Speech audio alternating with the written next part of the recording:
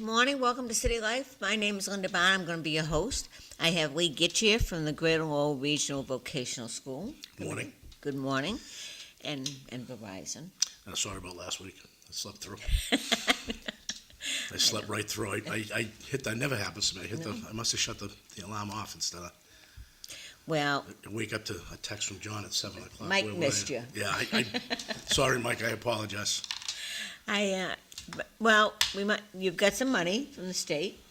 Yeah, we $2.5 million grant to upgrade HVAC equipment, HVAC and plumbing, which we'll bring all the equipment in the state of the art, brand new, which is nice for the kids, and they'll be trained on HVAC on all the newer equipment. Is that one of the ones you do after dark as well? We do. I don't know what's going on with that. Is the program going to continue, not continue? I don't know. That's all on grants. Oh. So I would imagine it's going to continue because it allows the kids from Lowell High to come in and pick it. So I think we have auto mechanics, welding, and HVAC right now. I think it's auto mechanics, yeah. Very good. So those programs, the kids come in, 2:30 to 5:30? 5 days a week for 2 years. And that you're still getting the numbers on that? People are interested? Oh, Kids yeah. are interested? Yep. Yep, they're full. I don't know if they're full shops, but Yeah. they were full last year. I mean, we had graduating classes. A couple kids. We even placed some of the kids in jobs. Really? Yeah, with our kids. Yep. That's awesome. When they graduate, okay, yeah, well, I know Jarvis took a couple of mechanics, and so it's a great program. For the kids that don't get into grade low. Yeah.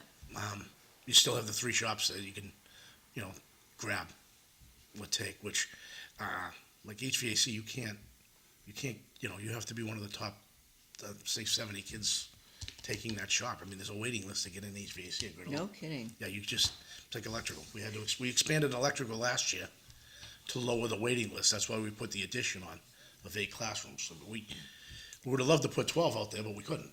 We just couldn't. We didn't have the money. If you had a kid that's in another field, he's in another study, can he also be in the after-school program from the vote? No, it's targeted it- for. No, it's just targeted for the what do they call it? The Gateway City. I believe it's a Gateway City grant for the Oh, high okay. school. That makes sense. Because we try. I think we were looking at expanding to Drake it at one point, and I don't know. It fell apart. I don't know what the deal was. I didn't. I would suspect transportation is a big part of it.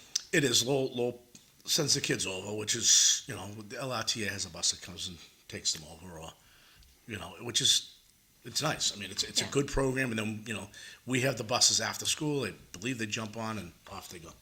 So when a kid comes from Lowell High to the after-school, they would just take your late bus? Yeah, home. our sports buses, the late buses, they jump on our kids and off they go, and there's never been a problem. I mean, there's been I don't understand the minor Drake it hiccups way. here or there, but I don't know if it was funding, if the grant didn't extend to the okay. town, because That might be mean, it. if Drake would have worked, we would have went right after Tingsboro and Dunstable. Yeah. You know what I mean? I get them in here. I don't know what fell apart there. I don't know if the state or the schools, and I didn't ask. The Lowell's up and running, and I represent Lowell, so Lowell's up and running, and I'm fine with it. I mean, not that I don't answer questions for Tingsboro and Drake, and I do, but I know you do. Dunstable, You but have when I've asked. I'll take if someone needs something, I'm going to help the kid.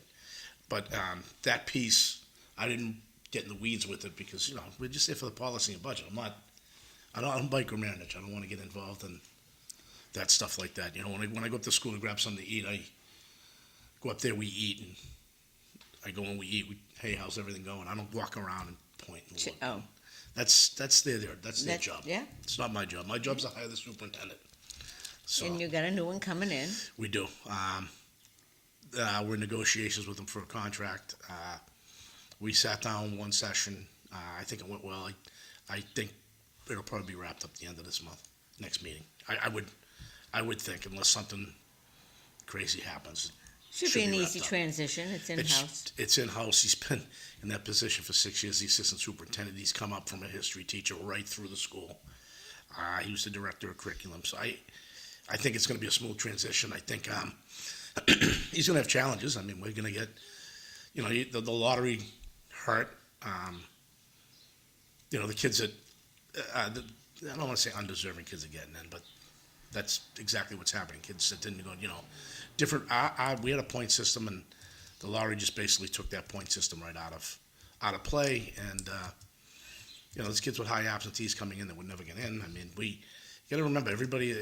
We're there to teach these kids to go to work, to get a job. I mean, college kids are coming out of there going to college because we're doing such a good job in the academic side. And I don't begrudge a kid coming and learning a trade going to college. And I seen a post the other day on Facebook. A kid went to college now. He's done college. He was looking to come back into electrical. He graduated from grade 11 electrical. Anybody looking to bring me on. Wow. So I don't begrudge that. It's go get your degree if that's the path you want to choose. I mean, I don't know why the kids aren't, like electrical's a little hard because you got to go get your journeyman's. You have to get your hours. You have to do a night school, to keep up with the code. Yeah. But I mean, I don't go to Middlesex and get your business degree. Start your business. Yeah. Stuff like that. I don't, that's exactly what it is. And we need to have these kids come to school to do this. And you're not employable if you don't go to work. You get fired. That's right. You know, I mean, John, you have a small business. If someone doesn't show up 3 days in a row, what happens? You don't get the opportunity for the fourth day. They don't get paid. Right, you don't get the fourth day, right? We don't need you. I did 3 days without you. I don't need you for the fourth. I'm sure. And unfortunately, I'm hoping that's not what happens with the new kids coming in. It's going to be a challenge for the superintendent. I mean, the new superintendent is going to be a challenge. And the good part is we extended the current superintendent for 6 months to the end of the year, so there's a transition period. So I think that was a smart move by the school committee. I think we did a great job of saying to Superintendent Davis, if you want to stay another 6 months, stay. And she's going to go out to the end of the year, which is great for the incoming superintendent, Mike Barton, and just the transition will be smooth. And in January, Mike takes over, and off we go. Now, let's talk about the lottery. Did you get any pushback from parents? Oh, it was a ton. Well, why don't they get in touch with Desi? Well, again, it's like I said on Facebook. You're 2 years I love the city council. Look, we're gonna send a Desi a letter. Well, you're 2 years too late. Where were you in the beginning of the fight? And people are like, well, we didn't pay attention. Well, this is what happens. Yeah. When the student vote on the Desi council on their board turns around and says this is a bad idea, and this is the student voting no against it. One of the students had a vote. He voted no against it. He knew it was a bad idea. Well, it's not. It didn't work before. It didn't. And they're going to find out it's not going to work, but it's going to have to completely explode for us to go back. And, there's going to be. I have the utmost faith in the administration and the teachers out there to take care of it. The kids are just going to have to come in. They're going to learn a different way. And hopefully everybody buys in and we move on. I mean, we've gone, since Superintendent Davis took over, and John, you always hit me with the MCAS scores. If you go back 7 years and look at our MCAS scores from 7 years ago to now, we're up like 30%, 20%, in that range. And will we take a bump? Will it possible? Because you're not getting the same student that we were getting before that bought in to go to school. Yeah. I don't care who you are. If you don't go to school, you're not learning. Well, what are you going to do with the kids who get into grade Lowell who can't read? We're going to have to get Since everybody in Lowell gets passed, nobody stays back. Yeah, no, What are we going to do with the kids who can't read? Well, we have tutors out there, and we'll have to get to them, and that's the problem. So you're gonna everybody and this is why I don't like the MCAS scores at vocational schools. And we don't build that foundation coming in. K through 8 builds the foundation for these kids. We get them at 9th grade. Yeah. Now our job's to teach them a trade to go to work. We got to do double the work in half the time, because the other week that's trade, and then 1 week you have school. So now if you get a kid that struggles reading, we have to double down on that child and that student with a tutor and make sure, hey, look, we'll focus it in.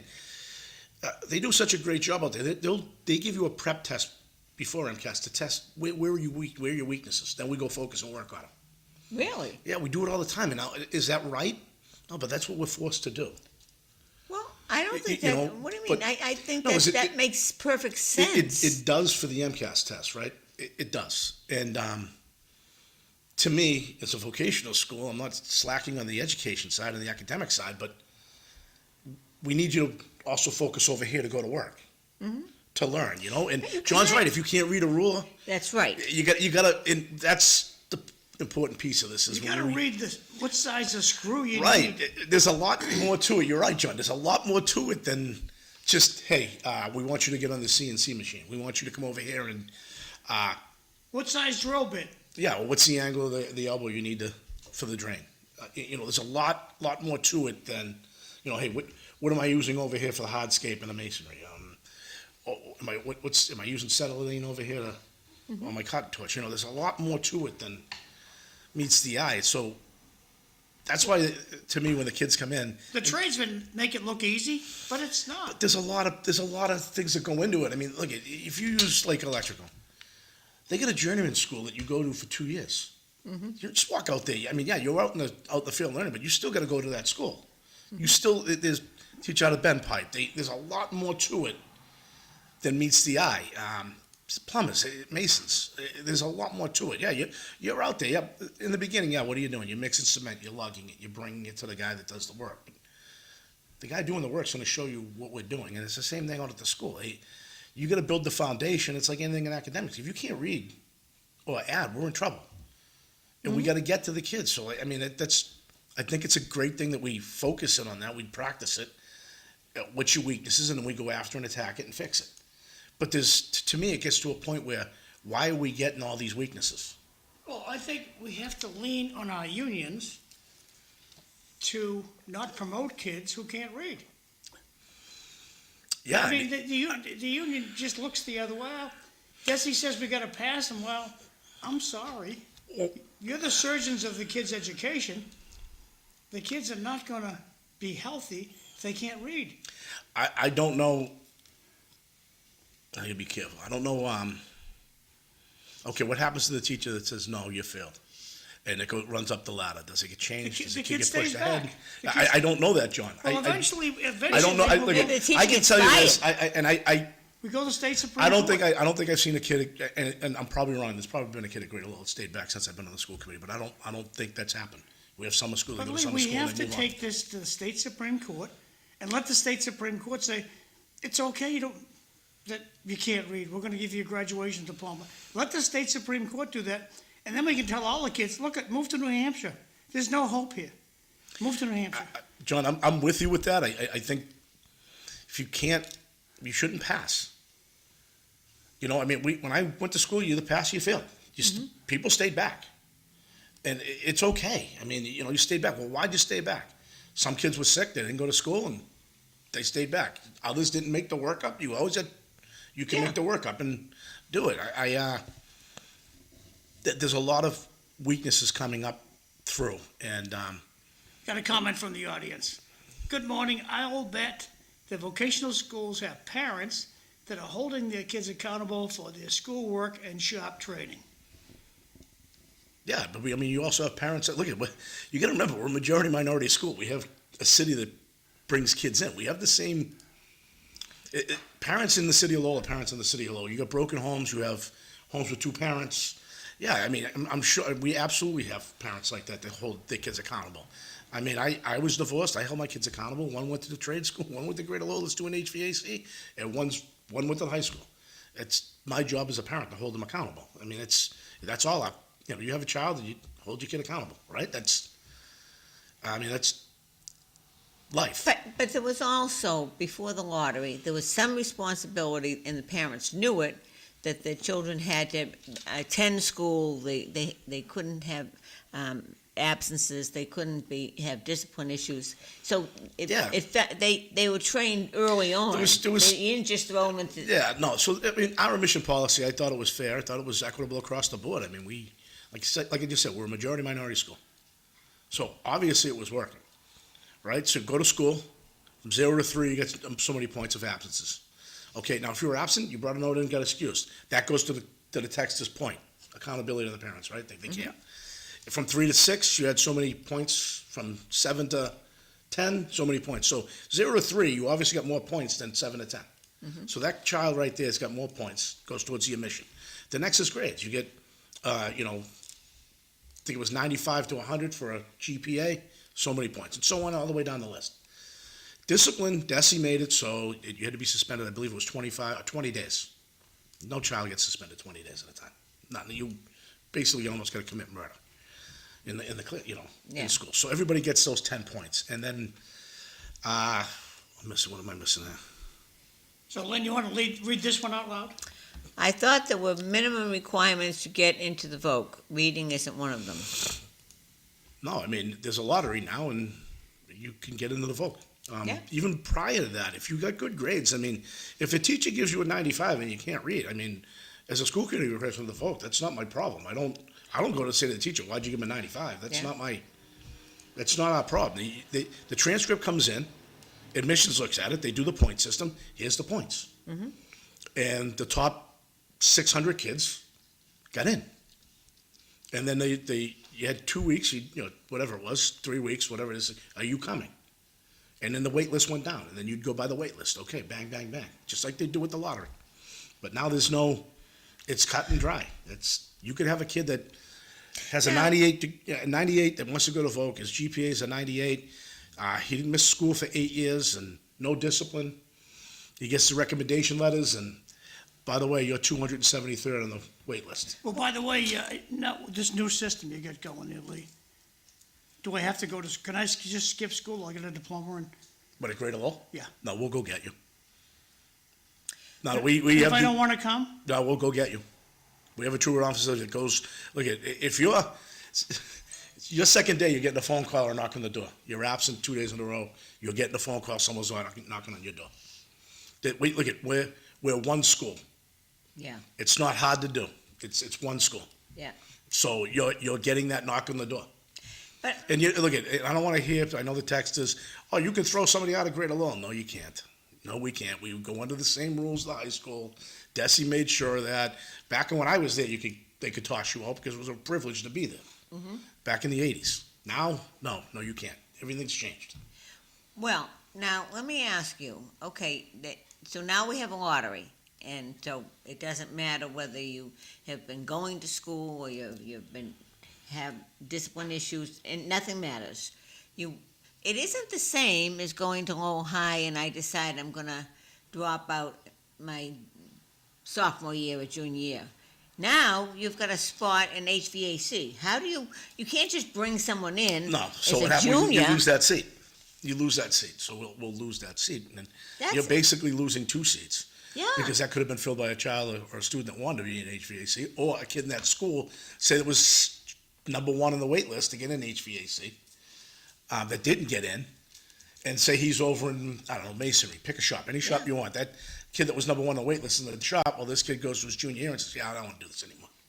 And out he goes. That happened when I was there. I can't tell But you. I can't switch from You can't- masonry to, Not your junior year, you can't. Your sophomore year, you Yeah, can get away with it. but- You're going to play a lot of catch up, but you can get away with it. You know, depending how, they'd probably let you in there, depending how deep into the year it was And how where they committed you were. were. Yeah, Yeah. where they were in the curriculum or in the trade. You can go.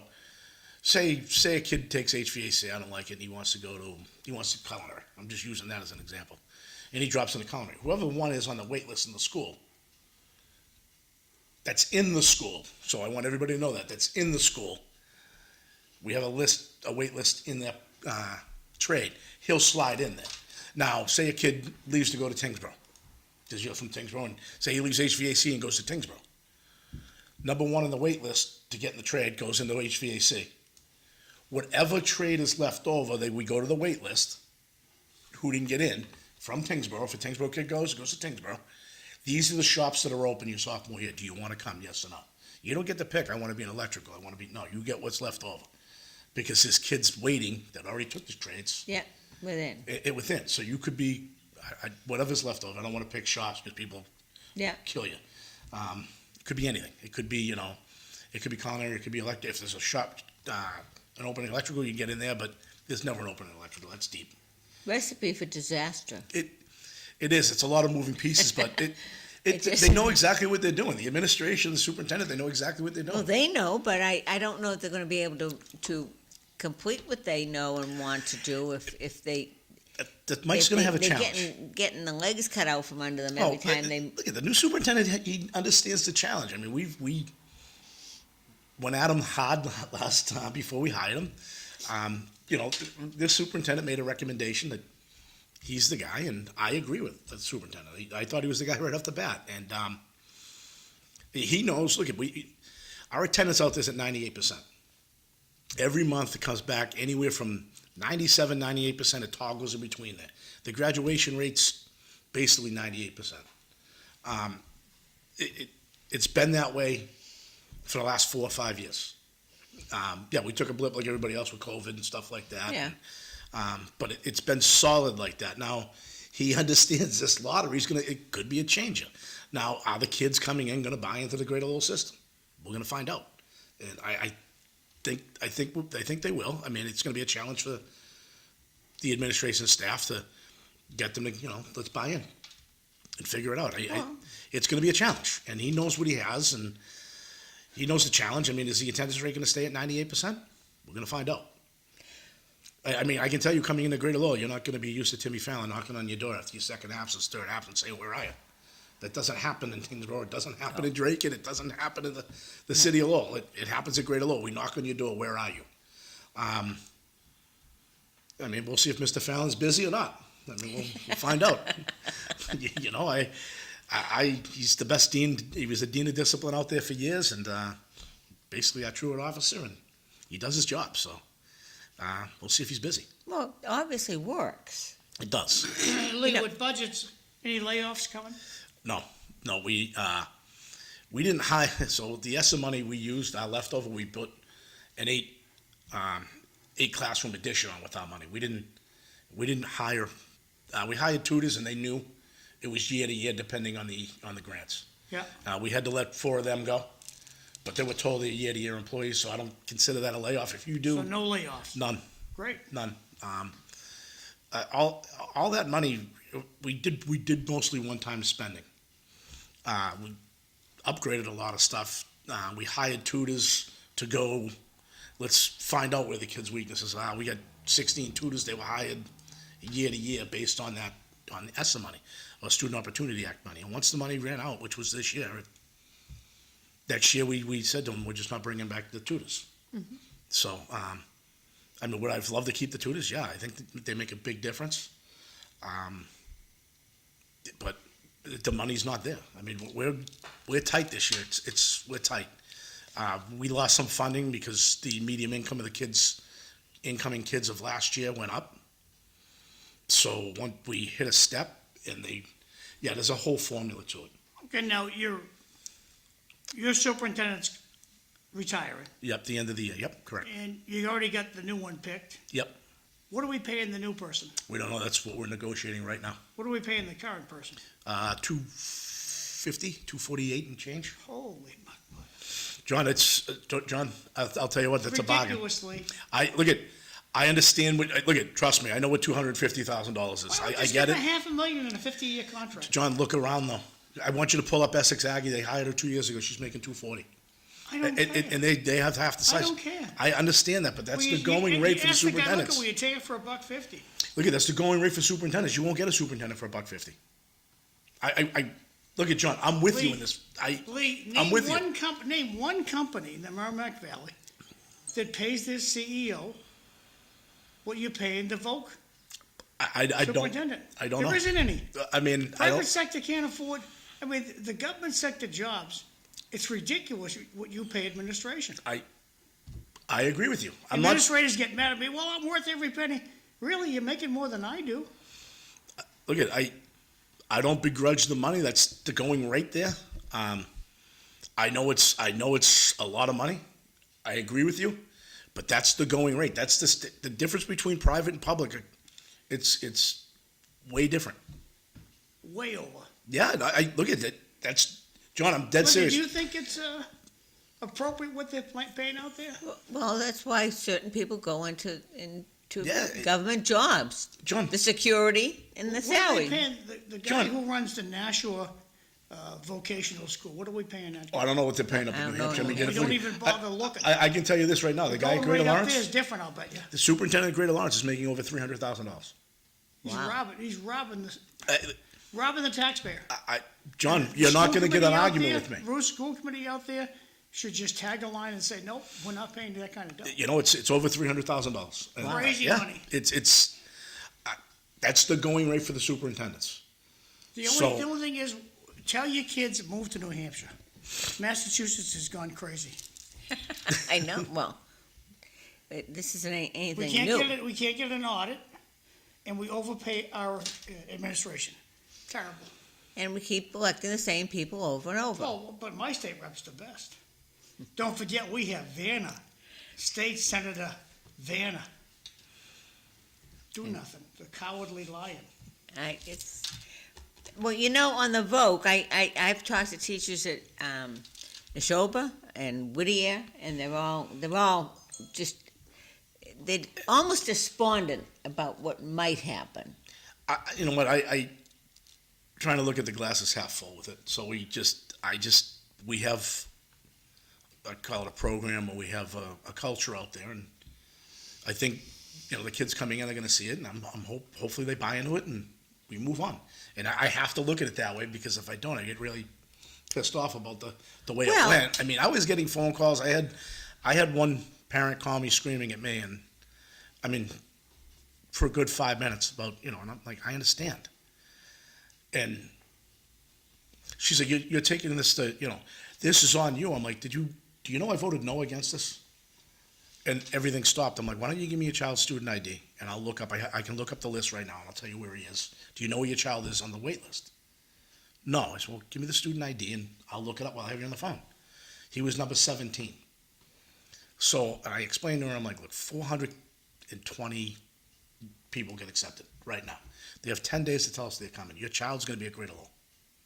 I said, but you're calling the wrong school committee member. I said, I voted no.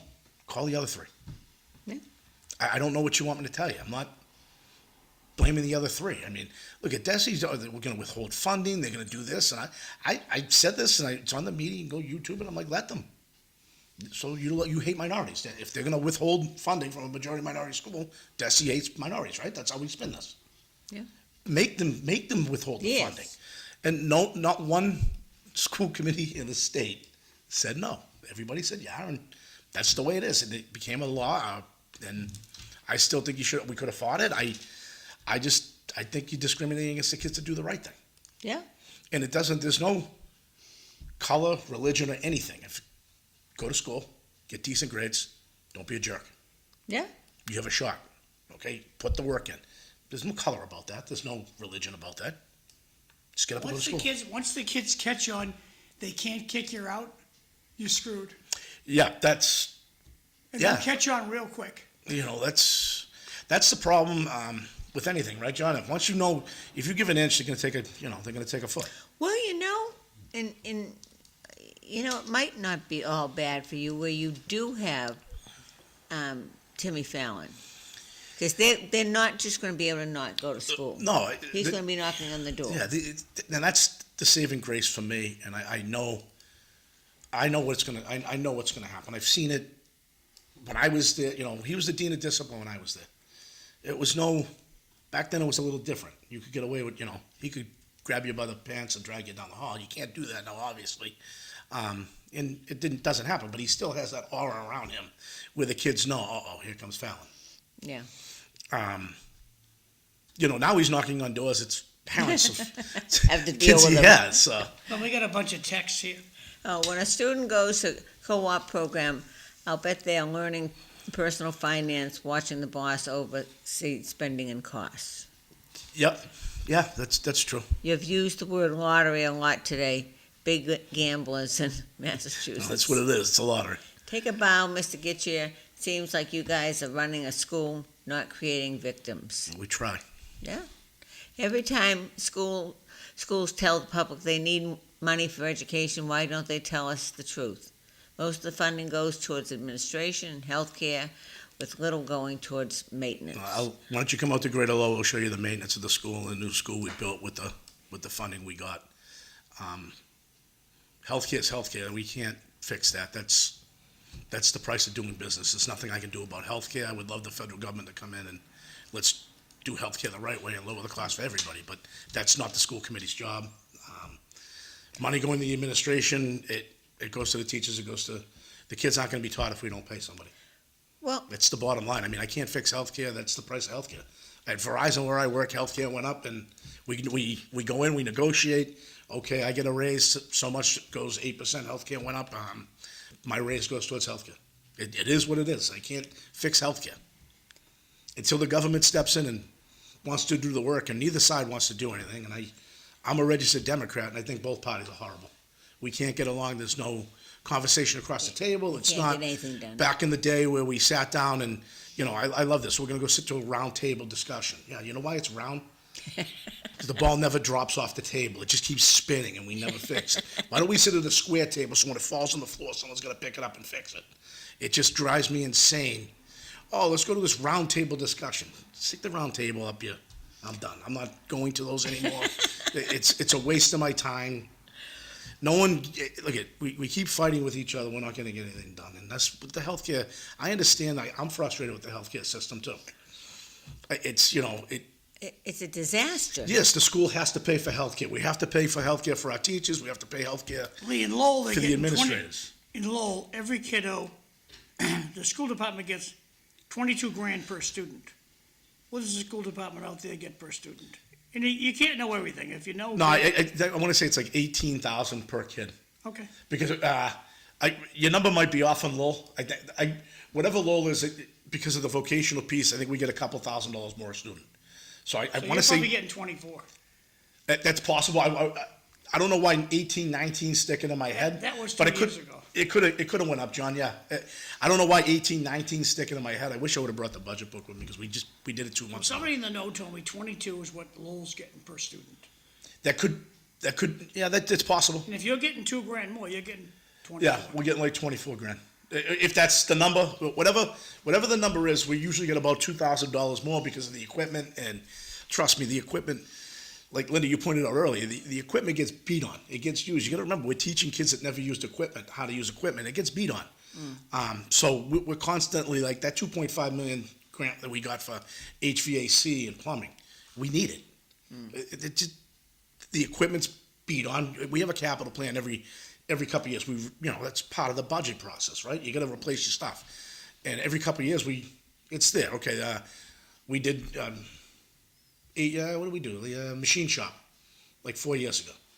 Okay, so like every 6-8 years, you got to start replacing equipment. You have to, because it's outdated. That's why this $2.5 million coming in is great. I mean, look, we're not. People are gonna be like, "Oh, you're gonna take more students." No, there's only so much space. We're up to 2,300. I mean, that's all we can fit in the school. And people are like, "Oh, should be able to take more. You can put." Well, a freshman kid can't be in a senior class. He didn't get the requirements to take calculus. It doesn't work that way. There's only so much space out there.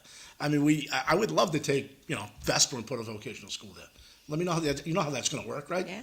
We just don't have the room. I mean, out back we looked at it where the softball fields are. It's all rock. And the town of Tingsboro did. I mean, you saw what we had to do to go through to get the addition on. And you do very well. And that's an issue I have with the vocational school. You come up with a proposal. You're going to add classrooms. You're going to do X, Y, and Z. Like the shop last year when you built out there. You always come in under budget. And you come in on time. Well, now I know you're saying it's one school. Look, we were late on the addition. I mean, we didn't open it when we wanted to open it because, look, we couldn't get the building. We couldn't get the building. I mean, it's a modular building coming in. It's like Legos. It was laid off the production line. We didn't happen in the time, but we came on budget. We said we have $5.5 million for this. We thought we were going to get 12 classrooms. We only got 8, but we came in at 5.5. We didn't have to go grab money anywhere. We wouldn't have did it. We wouldn't have. It has to come in at 5.5. Our guys out there in the maintenance, they do a lot of in-house work that we don't contract out. Yeah. And that saves us a ton of money. Well, I understand that, but you come up with a figure. Let's just go back to that. You come up with a figure. It's got to come in at 5.5. What is wrong? That like the high school isn't even close. What is the mentality going on there? Well, the high school's not close because it's a remodel, right? But so the gym piece of the high school, that's a no-brainer. That was a new build. That should have been on budget. Okay, that's a new build. Once you get into the other sections of the high school, that's a remodel. You don't know what you're going to get in the walls. And I know people are going to scream. You're going to open the walls. You're going to do this. Yes, you're right. But you're going to find stuff that's going to run you. It's just going to overrun you. We didn't do that at Great Lowell. It's a new section, so we knew around where we're going to come in. You know where you're going to come in. Look at this is what it is. Well, there's no change order. No. That's where the architect says put it. Unless it doesn't make sense. And then we look at the change order. Can one of our guys do the change order to save us the money? And then you do it. It's night and day with the high school down here. And I mean, I'm laughing now. Now we're gonna go in and we're gonna audit it. We should have been auditing that from the day one. Like our build. We looked at that constantly every month. Okay, where are we? What are we spending? And we have to have faith in are people looking at it? Who Yeah. tell us when we ask the question, hey, what do we, with the build? I mean, we ask that every month. One of the school committee members would say, where are we with the build? With our, and they would come right out and tell you. Yeah. And, Well, are they not doing that in the, no, I mean, they weren't in the beginning, right? right? I mean, you had a board that didn't meet, or, Ed Kennedy, can rest his soul, you got an extra 35 million to cover the overruns, right? That's right. But, I mean, people, it's 35 million. It could have been worse, and it's not, you're finding stuff that wasn't done back in the, last rebuild. Who checked that? Why did that go unchecked? And John points to government, and that's exactly right, there's no oversight. No one's down there, they weren't down there auditing and checking. You have to, you inspect what you inspect, right? Expect. So I'm gonna look at something, if I say I want that to be done this way, I gotta go look at it, right? Yeah. And if we don't go look at it, that's the way it is. Then we got 4 texts here. Can Massachusetts afford all these astronomical pensions coming their way? What's the pension on 300K? 240,000, it's 80%. Respectfully, when a superintendent is making more than teachers, there's a disconnect with the system. See, I disagree, Jay, because the superintendent has more responsibility than the teachers. You got to oversee, there's a lot more like grants coming in, day-to-day operations. There's a lot more to the superintendent's job than teaching in the classroom. I'm not knocking the Is it teachers. 3 or 4 times the teachers pay? It's ridiculous what you guys are paying. She's getting, Please continue. hold on, she's getting 2.5 times. Teacher out there is making, teacher out there is making after this, in the budget right now is 116,000. Yeah, and So she's getting 240, so she's making, twice. yeah, Okay, please continue, Linda. Did the vocational school build pickleball courts like they did in Dracut? no. You don't have any, where would you put a pickleball court? We can't get, we don't have the money to, I want to do, to any of the state reps out there, Van Howard State Center, if you're watching, get us some money so we can do the, tennis court over, please. They have to bring their wellies, because there's Oh, only just, wetlands. I mean, that's when we work with you, right? We get it done. The tennis court's there, so obviously we can fix it. Yeah, there's gonna be changes because laws changed, right, from back Yeah. in, so we'll figure it out, but we always work together and get it done, right? Yeah. We just need the Well, money they to do They're it. wonderful to work with. I mean, like on the turf, they did the right thing. I was very leery because I've seen and read some horrible things when schools have changed to the turf. Great and Lowell just received $2.5 million. It's expanding the HVAC space with, Morning, everyone. that opens up the area to fit the more equipment needed to learn. Yes, whoever wrote this, 100%. It's, Eric, I got your brother. we're just gonna update the equipment, so I it's got gonna the bring it mayor in, on the phone, it's gonna bring in, who? the mayor. The mayor. Lucky us. Hey, Good morning, Eric. Eric. I only wanted to call to make Lee call me the mayor. Well, good luck in your budget meeting tonight with the, actually, I'll say it, the incompetent school committee you gotta deal with. I'm hoping that it's pretty straightforward because we ironed out everything.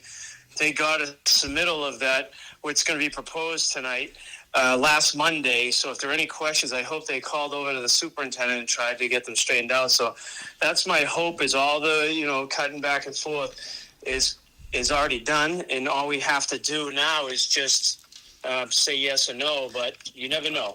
You know what? You never know what someone's going to do. Listen, I hope today when I walk outside John's studio, it's raining $100 bills. That would require your school committee to do their job, actually look at the budget, and make telephone calls. I don't think they can do that. I have only been watching the school committee in Lowell since January, since you started sitting there, and I never knew how dysfunctional it was until now. Well, I think the challenge is always, we all have relationships with people, and they dial your phone every minute when something isn't going in the direction that they think it should. They give you very good backup, but like Superintendent Skinner said, everybody who comes up here to the mic has a compelling story, and I would agree with that. I mean, it's just straightforward stuff. Every job, hopefully, that's in a budget is needed, but at some point you have to minimize your risks and make sure that you're being fiscally responsible. And I think that the problem with the school department has been, historically, they change over superintendents too quickly, and I can make as many mistakes as I want as a superintendent because I'm never going to be held accountable. The next person after me will be the one who's held accountable. And we're seeing that right now when they created 274 positions in a 4-year period. It's just astronomical numbers. Let's be honest. And the enrollment isn't any higher. Right, let's be honest. They used the Student Opportunity Act money improperly. It's one-time fee. It was to close the learning gap of COVID.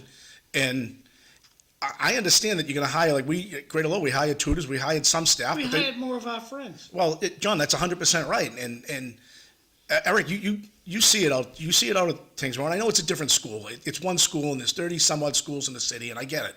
But that Student Opportunity Act was to close the learning gap caused by COVID, right? When we kept the kids home for a year. And when you hire somebody, you tell them, look, when this is done, you're done.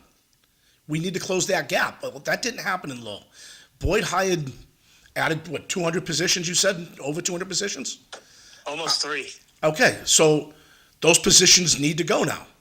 And I mean, I understand that but we hired people, and I understand there's people behind it. I mean, you know what I do at Verizon, the union president, I don't ever want to see anybody laid off, but they should have been told you're being hired on one-time money. And when this is done, and the point you made about the student, your enrollment didn't go up, it stayed the same. Well, what were you doing before? You were doing the job with the less amount of people, and...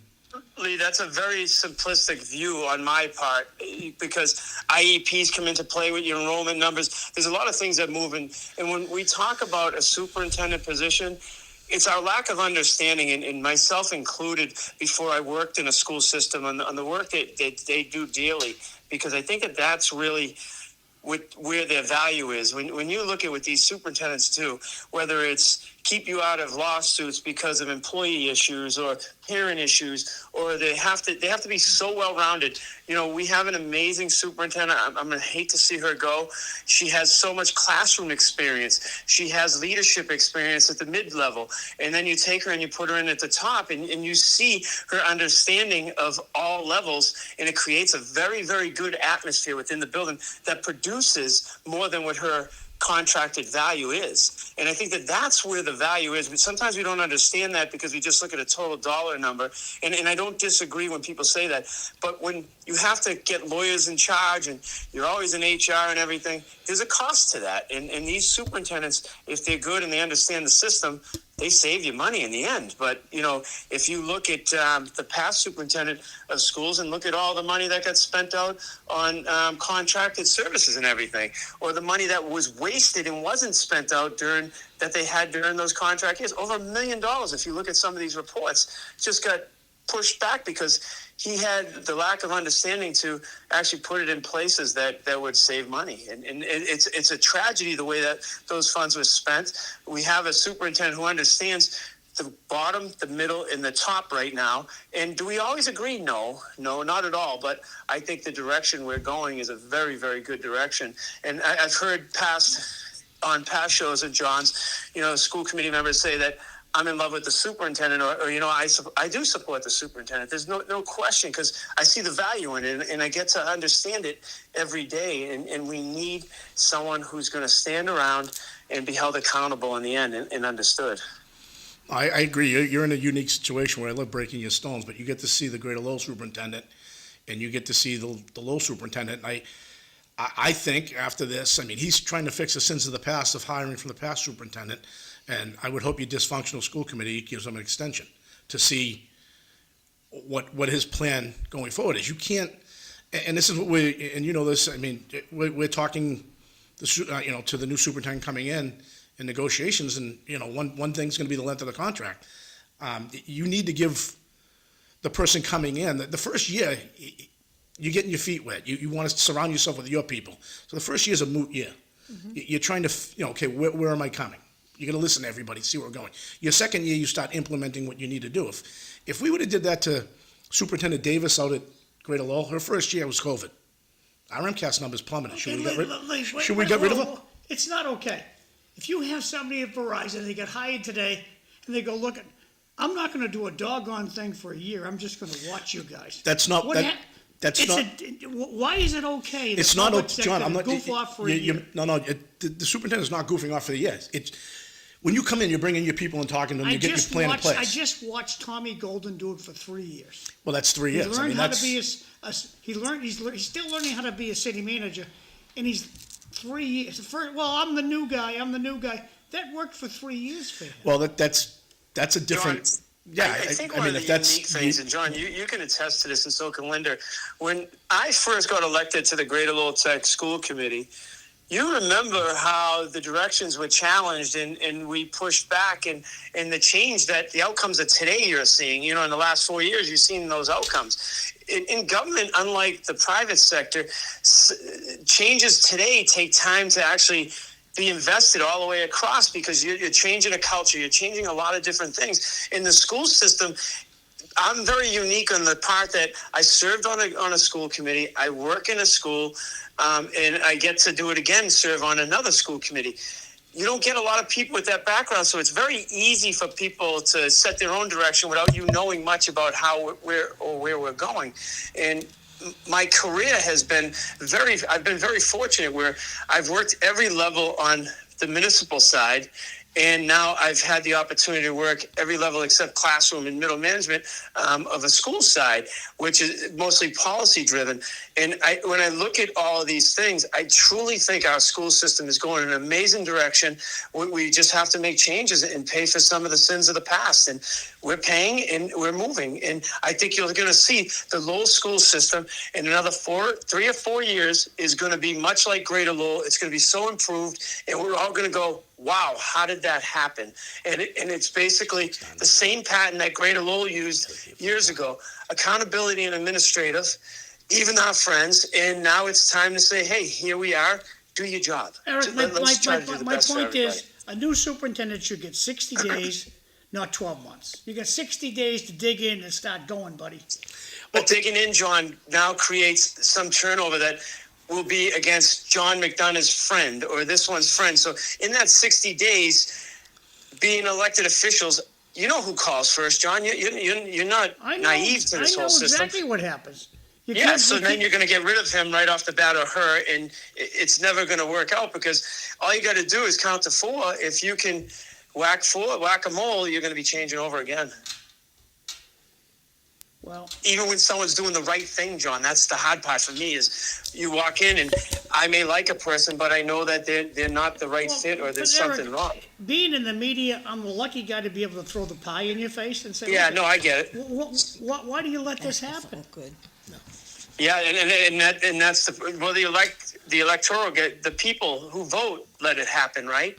Because they vote for these people to come in who you can see as self-serving. If you can't see that, if you're watching things that some people have a direction that they want, we're all blind then. We're all not following the bouncing ball. We're in a serious problem right now. We got Vanna Howard being our state senator, and she's trying to fill the late great Eddie Kennedy's shoes, and there's no way it's going to happen. Yet the Democratic City Committee is going to reelect her.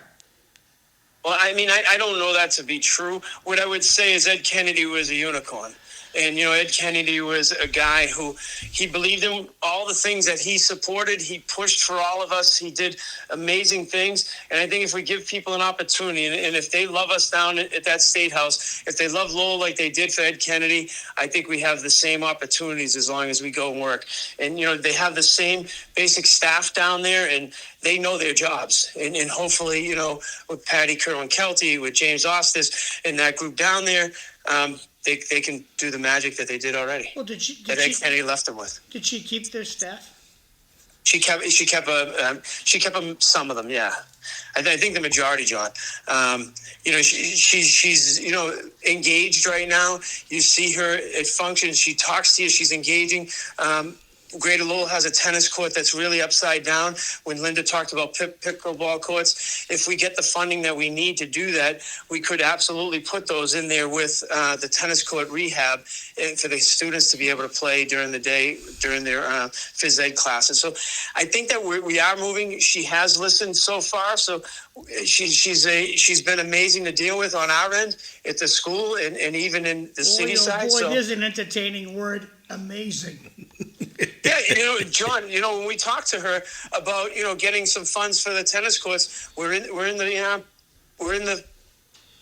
in the middle of getting that done. Well, I And- hope and, she you know, when- uses that in her campaign re-election. I got a pickleball court built out of the Vogue.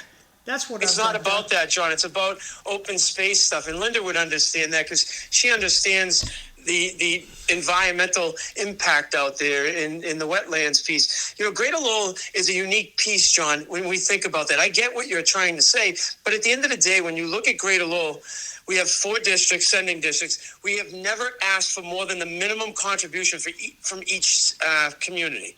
And if you go to our building, when Jay talks about maintenance, take a ride out. I'll show you how much money they spend in maintenance out there. The kids after school get paid to paint around the building. We move through everything in that building. There's nothing that doesn't get unturned, and the superintendent supports every piece of it. You know, our custodians are one of the highest paid in the area because we believe in them and we believe in the mission that they do for all of us. So when you start looking at Greater Lowell, it's a little bit different because of they're on minimum contributions. They've only asked the communities once for monies, and it was for a renovation that came in at $65 million, and we came in under at 60. We gave back the $5 million every single year. They give back transportation money, which is still a questionable thing to do, but they give it back to the communities to help out. So we actually are under the number of the minimum contribution because of the amounts that we give back in the end. And those kids, they work hard. So there are things that need to change in the city of Lowell. And like I said before, I was on Greater Lowell Tech when it was upside down, John, and you used to have the interviews there Yep. on your show. And it's an amazing change. We were definitely an ingredient in the turnaround of the vote. John, you notice who took that shot that he gives the transportation money back? Tremendously, and you'll never get credit for how much work that you, Linda, Cliff, and everyone did for that school. So before you skedaddle on us, you want to tell us what's going on with the fire yesterday and because we saw trucks from Haverhill and Lowell yesterday. Yeah, we're just we're in awe of the community response from other communities that came in and helped out. It looks like something caught fire on Bridge Street outside of a large apartment complex. They caught that on fire. With the winds and everything, it took the fire and spread it to 5 more homes that were behind it. It went from Bridge Street all the way up the hill. Wachusett, it's up in that area. It's sad because when we went up there after the council meeting, Council Robinson and I, and Council Robinson was over there before the council meeting. When we went up there, you seen kids come outside and they're afraid to go in their homes and go to bed last night because of the houses were still on fire and catching at that point, and they were worried about their homes being caught on fire. It's really a sad situation, but when I think about our fire department, the investment in the new equipment that was made through the ARPA money, the investment we made in our closing companies and making sure that we had the staffing levels we have, we're very fortunate that we had them yesterday. So hats off to all the first responders, the police. Manager Golden was on the phone right away, opening the senior center for anybody who wanted to go down there. The Red Cross was there, the EMTs, just the police department. And the mutual aid people too. The mutual aid was amazing, John, and that's our gift in Massachusetts, as you know. In the job you do, you see it day in and day out, and we're just very, very fortunate to have what we have in our city. As much as we nitpick at the nuts and bolts of our system, we're very fortunate to have everybody that we have within and the connections we have to get things done.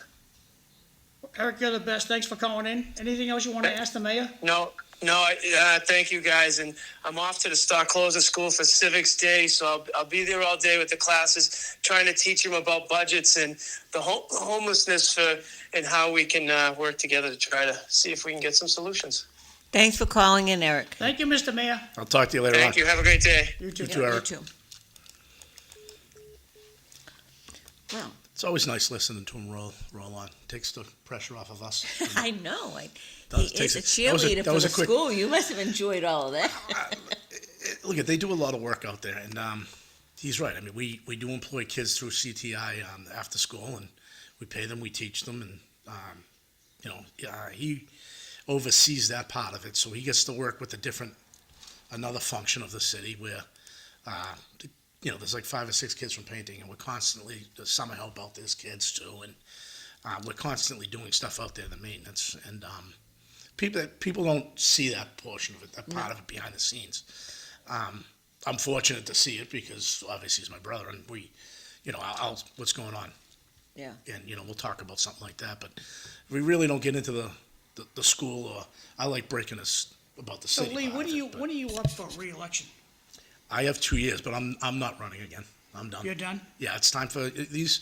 Look at the younger kids from the trades need to come in, step up, and take these seats. I mean, it's time to pass the torch. I mean, I've been there. I'm going to be 59 at the end of the term. Call it 60. I mean, it's time. Let the younger kids come in and let's pass the torch. Now, if it doesn't look like someone's going to run, then I'll have to make a decision. 4 years is a long time. Yeah. It's a 4-year term. It's a long, long time. This will be. I think when I'm done, it'll be 10 years. Wow. So I got appointed Ray Boudin's. I think it might have been a year or two. If it was 2 years, I took over for Ray. Then it's 10. If it was 1, it's 9. So it's something like that, and it's really time. I mean, everything I Is kind of there want to do, we've interest? done. Is there interest, you think? Well, you do. Well, You have, is it, you've got an ex-student running. Yeah, there's 2 ex-students running this Really? time. Yeah, so I don't know, when Fred was on here yesterday, did he say anything? Former students. Yeah, former students. Yeah, Fred was on here yesterday, right? I know he was debating on running or not. I don't know if He told me a lot of stuff I can't say. yeah, okay, so, he said the same, I didn't know what He told me in confidence a lot of stuff, and I'm not gonna Okay, say. John, he's told me the same thing. I didn't know if he made an announcement either way, so. Nothing, nope. Okay, so there's 4, as of right now, there's, Right now, it's in the pot, and he's cooking it up, what he's gonna do. right, so there's 4 for 2 seats. Okay. So there's 4 for 2 seats right now. And the Tingsboro one is up, right? Tingsborough's up, Dunstable's up, and one of the Drakeets are up. Is the Dunstable, is he running again, the chief? Yeah, she's running again. Okay, I gotta read through these texts quick. Oh. Wow, I thought Lee was only in his early 40s. He looks great. I wish. That clean living. Yeah, oh yeah.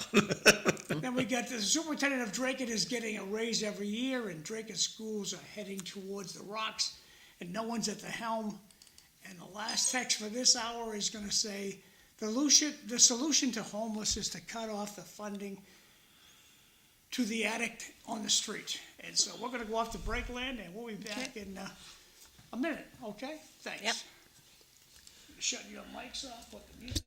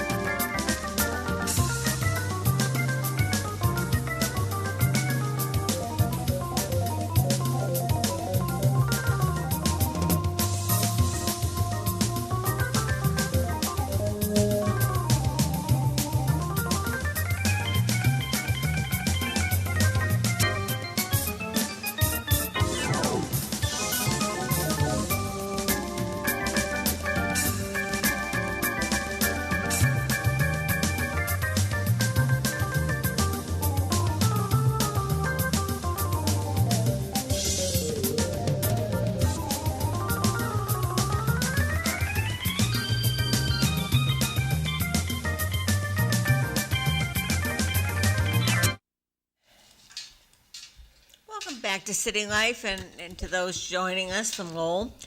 My name's Linda Bown. I'm your host this morning, and I have Lee Gitschier from the Greater Lowell Regional School Committee. We had his brother, the mayor, Eric Gitschier, on earlier, and singing the praises of the vocational school.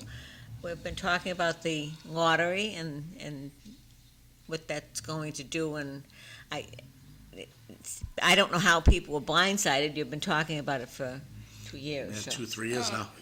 Lee, at the end of the first hour, a gal out in Drake it, she didn't sign it. She said, "Wow, I thought Lee was in his early 40s. He looks great." And then your brother, the mayor, says his wife must have sent that message. No, it was a different person. Eric, I mean, the little son still thinks you're the older brother, so it's the best part about it. It is. He's not? No. Yeah, well, Oh, boy. I tell everybody he is. Well, I mean, they actually compared him one day in the column to Brad Pitt. I died laughing. I'm sure. I'm like, you got to be kidding me. Well, I've enjoyed every so often I get the two of you on together, and that's always very entertaining. Yeah, I mean, it's good. It's good. I mean, It's look good at- banter, I have to tell Right. you, back I mean, and look at forth. it. It's just people like on Facebook because he goes like, I won't comment on his school, city council page or like I try not to. Like I try to stay away from that. But his personal page, we go at it. It's you get to see both sides of that. Yeah. It's in good fun, and people sometimes, I can't believe you get a message. You should take that down. No. The gal from Drake it pops back in. She says, "No, I'm not his wife." But that's a great compliment because he seems like a really nice guy. Oh, he is. How about for both of them? Yeah, so we go back and forth, and people will chime in and say, hey. Well, you've both been Eric started with the school committee, and he's right. Yeah, he started out at Greater Lowell. I mean, you remember that. I remember, and it was a disaster. It was tough. I mean, Freddie Bahu got on first, then Eric got on, and they made some changes. And the changes needed to be made. And And it wasn't pretty at the beginning. It was ugly. John, not easy. you recall it. I mean, you were part of it too. I mean, back in the day when Eric and Fred got on and the The vote was got tough. no ink, George no Anthes anything. gone. And George Anthes George Anthes grabbed onto you guys, and bam, now you make the front page a lot. I mean, George Anthes, what a great guy. Yeah. You can't say enough about like George. I love George. I mean, and he's to this day you look and you see like the city solicitor will come with an opinion. I just think of George. I'm like, okay, we can get 10 lawyers in a room and you'll get 10 Yep. different. Every 10 time, lawyers, 10 opinions. every time a lawyer says something, even in arbitration, I just sit back and I laugh. I'm like, George, in the back of my mind, would always say, yeah, you can put 10 lawyers in the room, you'll get 10 different opinions. Yeah. And it's up to you to choose the right one. You go. Figure out which one's right. But yeah, I mean, it was tough doing that in the beginning with Eric. I mean, we had, even now when he's running, I was very vocal. I mean, you guys heard me saying on here, I didn't want him running citywide.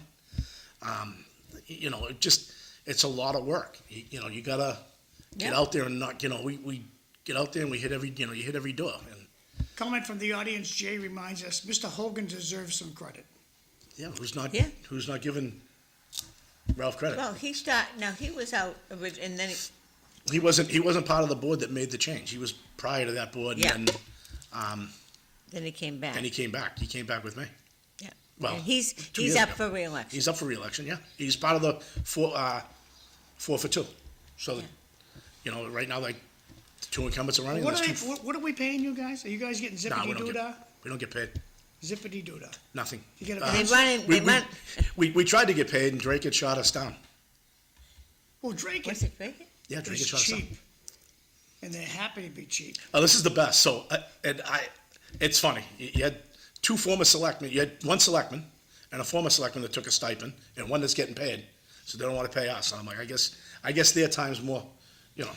My time's not valuable. And they don't. And we weren't looking for.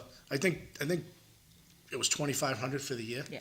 And yeah, it was too much money. And here's the best part: they weren't going to go up. It's within our budget. Yeah. So I mean, my pay would have went to scholarships. I don't do this for pay. I do it for the kids. You could whatever I'm going to get paid, I'll give it back to you. Yeah. I don't do it for the pay. It's not about that.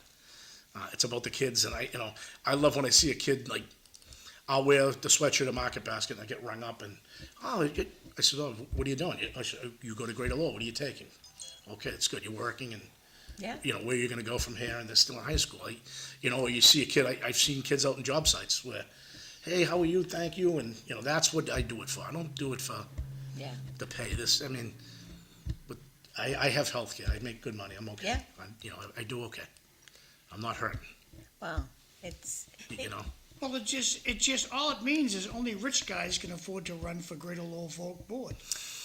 Well, people that wanna give up their time. They give up, no. People that wanna do their No, time, but like, only rich guys, I mean, you got cell phone bills, you got computers your kids want, you got yeah, but internet your well, kids we all want. have jobs. I'm looking at the board, right? I guess Kelly Richardson's a former chief, he's retired.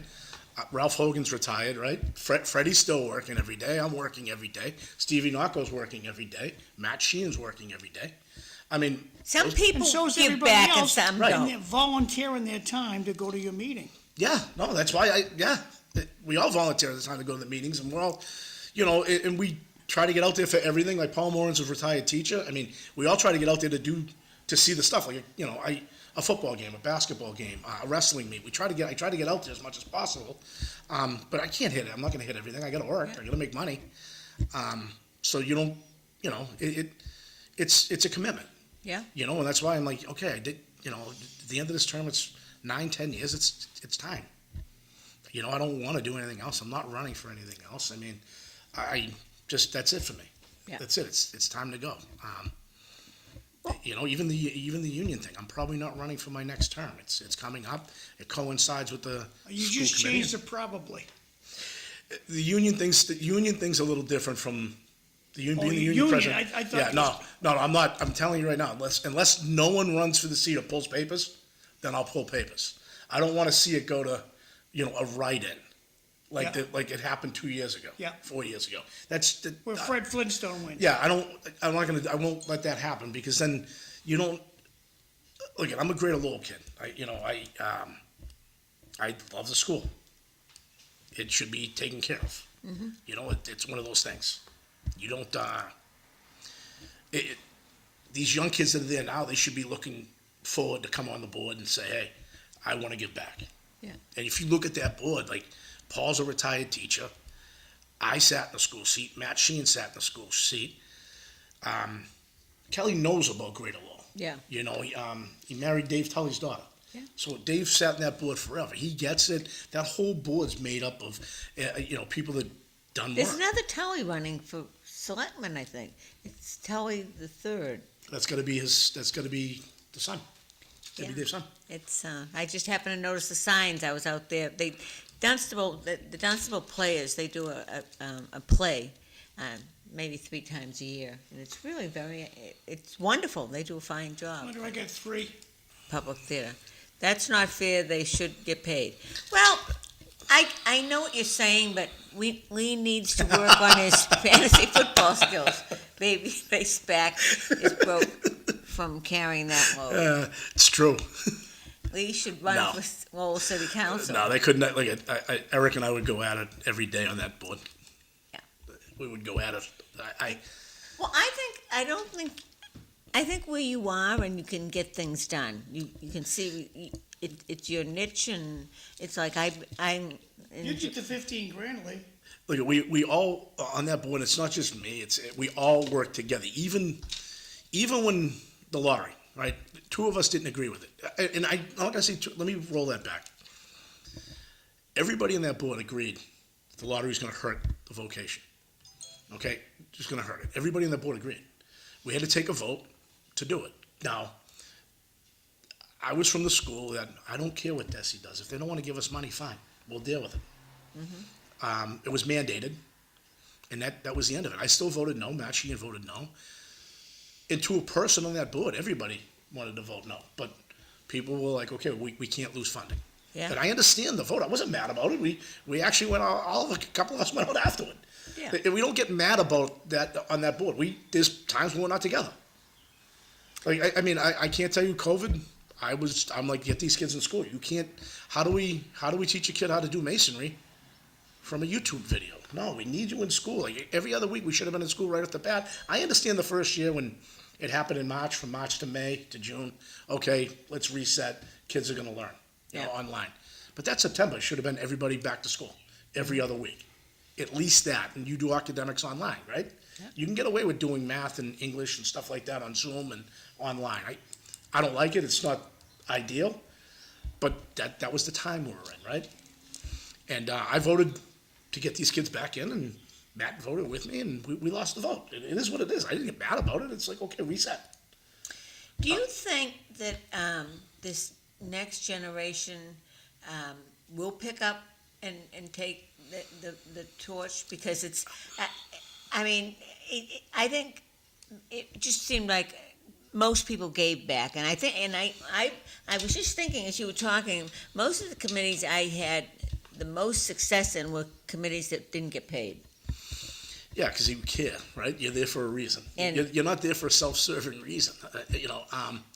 I think, so we're seeing now, you're seeing two graduates running for the seat, two young kids. I'm grateful for that. They both, like Brady McCarron, a lot of skills work. He's still active in the vocational piece of it. So I love it.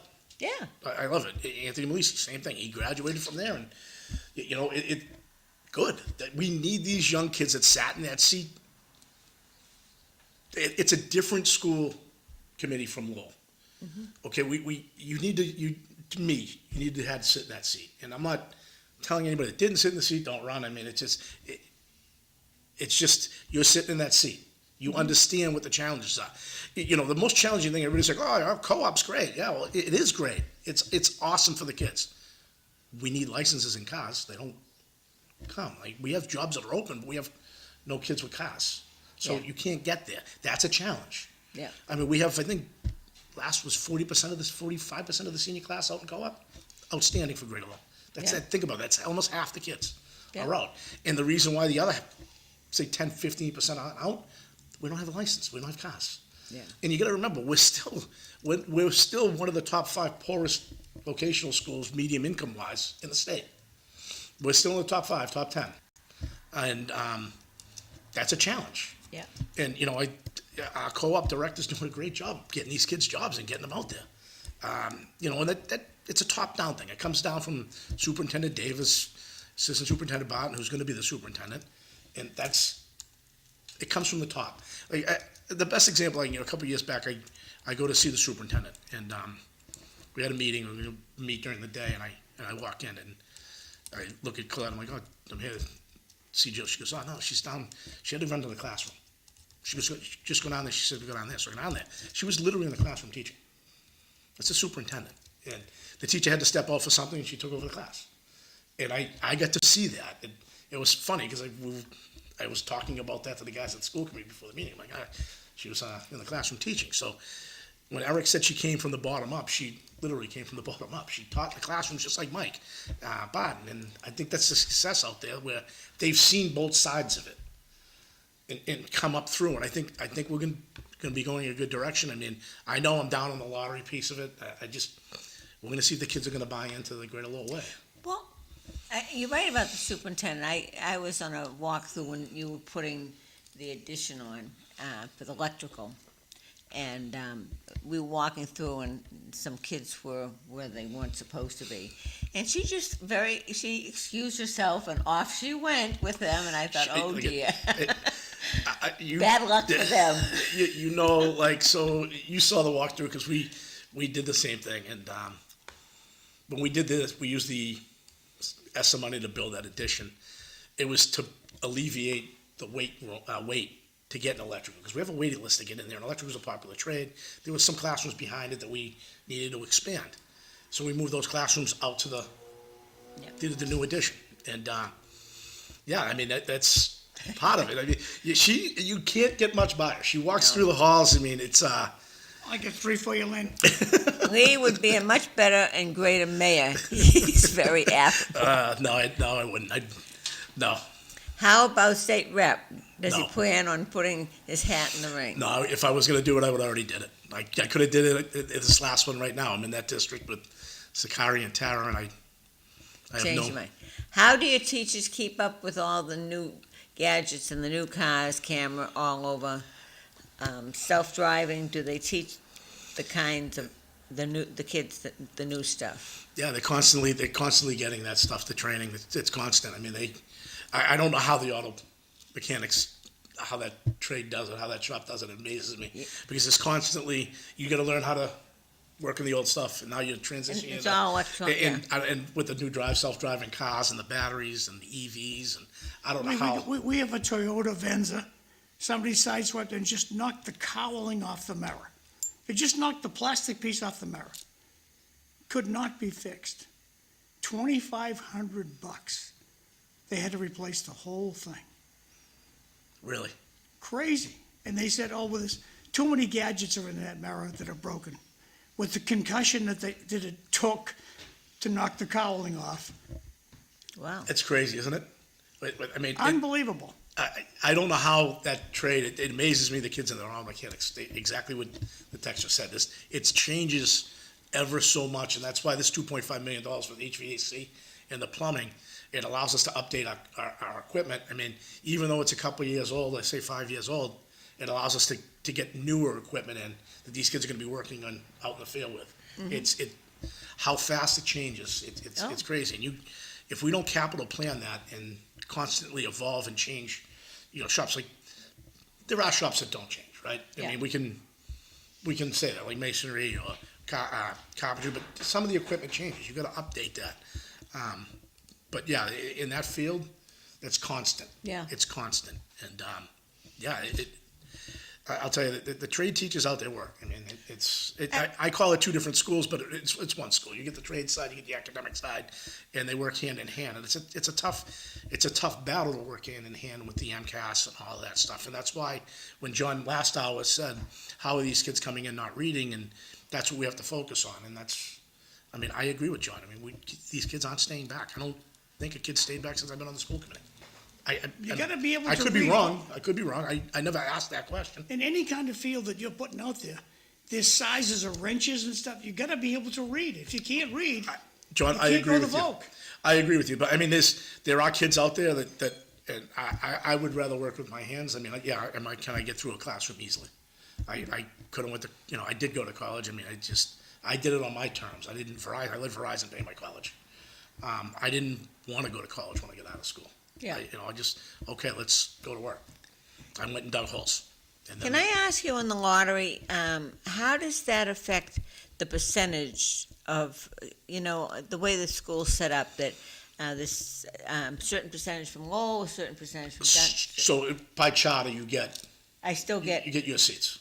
You okay, get your seats, and we run it down. I think Lowell had, I'd have to see the breakdown. I think Lowell had, let's call it 400 to make it round. yeah, I believe it was a little over 400, and Lee, how do we get in the lottery? you apply to the school. You apply. Personally, the kiddo's gonna apply to the school? Yeah, so it's on the website. He can't go through the school he's going to now? Yeah, the guidance counselor should walk him through that. Yeah, I mean, that's why we have the Go to guidance your counselor. guidance counselor? Yeah, the But parents, it's you can go passed. right to the website and apply. It comes out, I think it starts October, maybe November. You just jump on, you put the application in, and you are. but they've already pulled them for next year, right? Yeah, so next year's class is all set in stone. Next year's class is set in stone. Now, I haven't asked this question yet, and I kind of want to ask the question. I'm going to ask the question.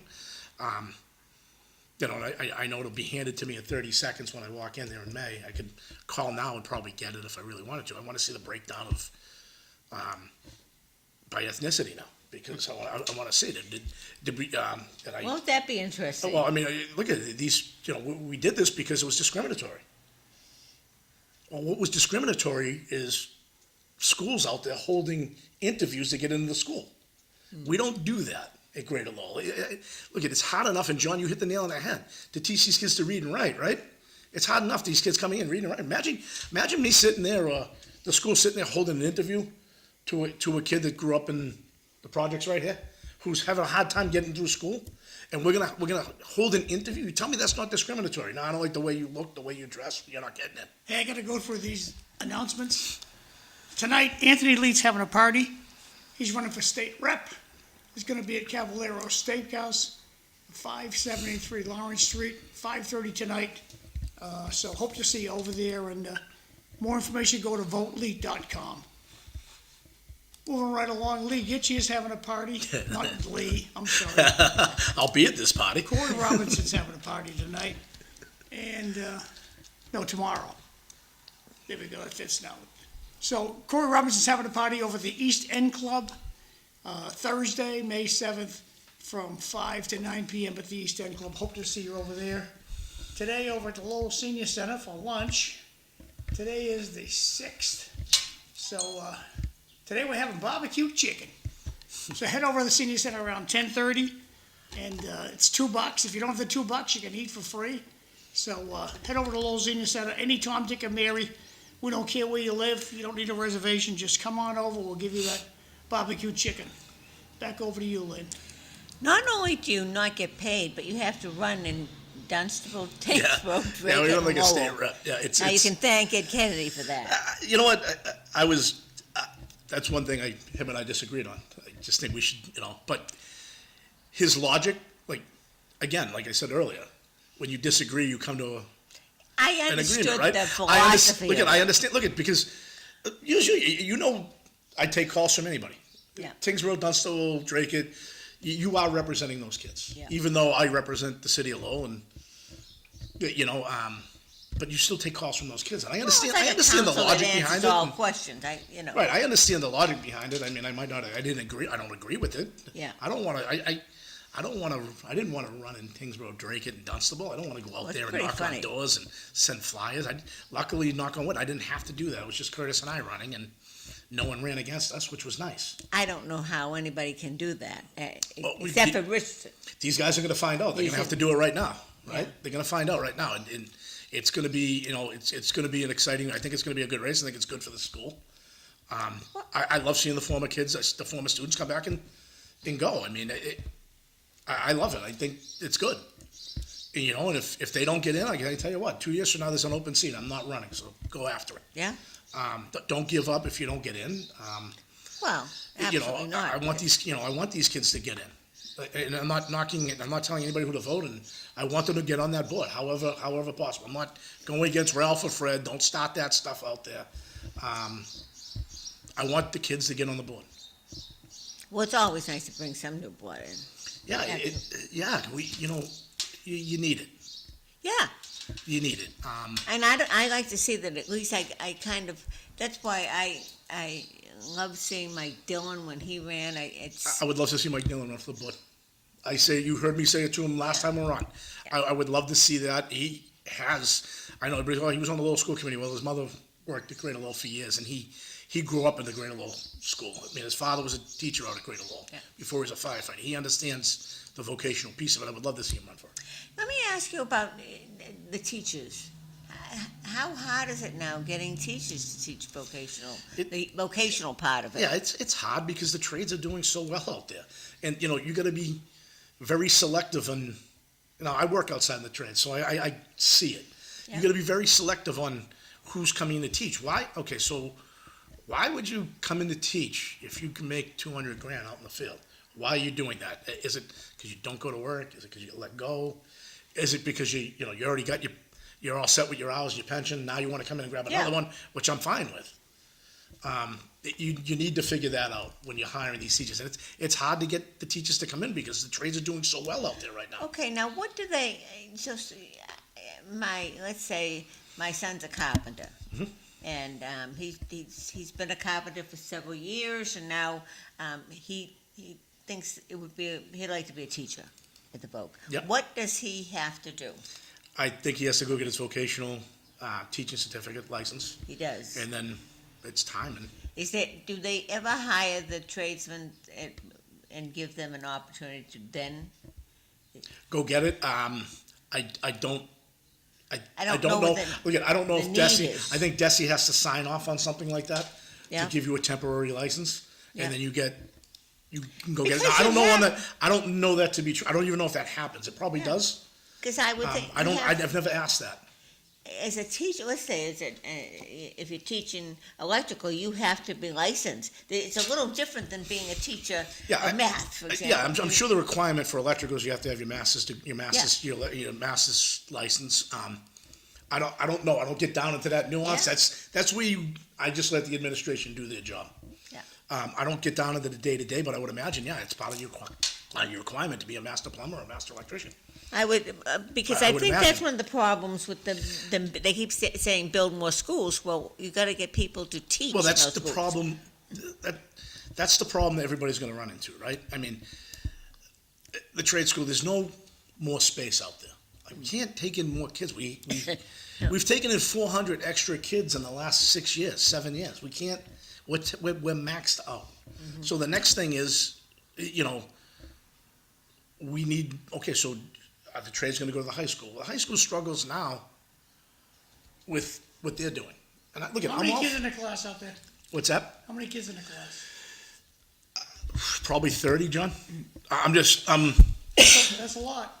That's a question for your next meeting. Yeah, I think you got 4. It's, unfortunate that the upholstery class closed. yeah. So I mean, upholstery was there when I was there.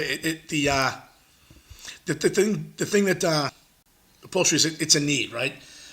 If there's no need out in the field, you have to do it. I mean, it's unfortunate. You know what I mean? Yeah. We had to look at painting and decorating. We don't, there was chatter to get rid of it, and I'm like, wait a minute here. No, there's a need out in the world. Yeah.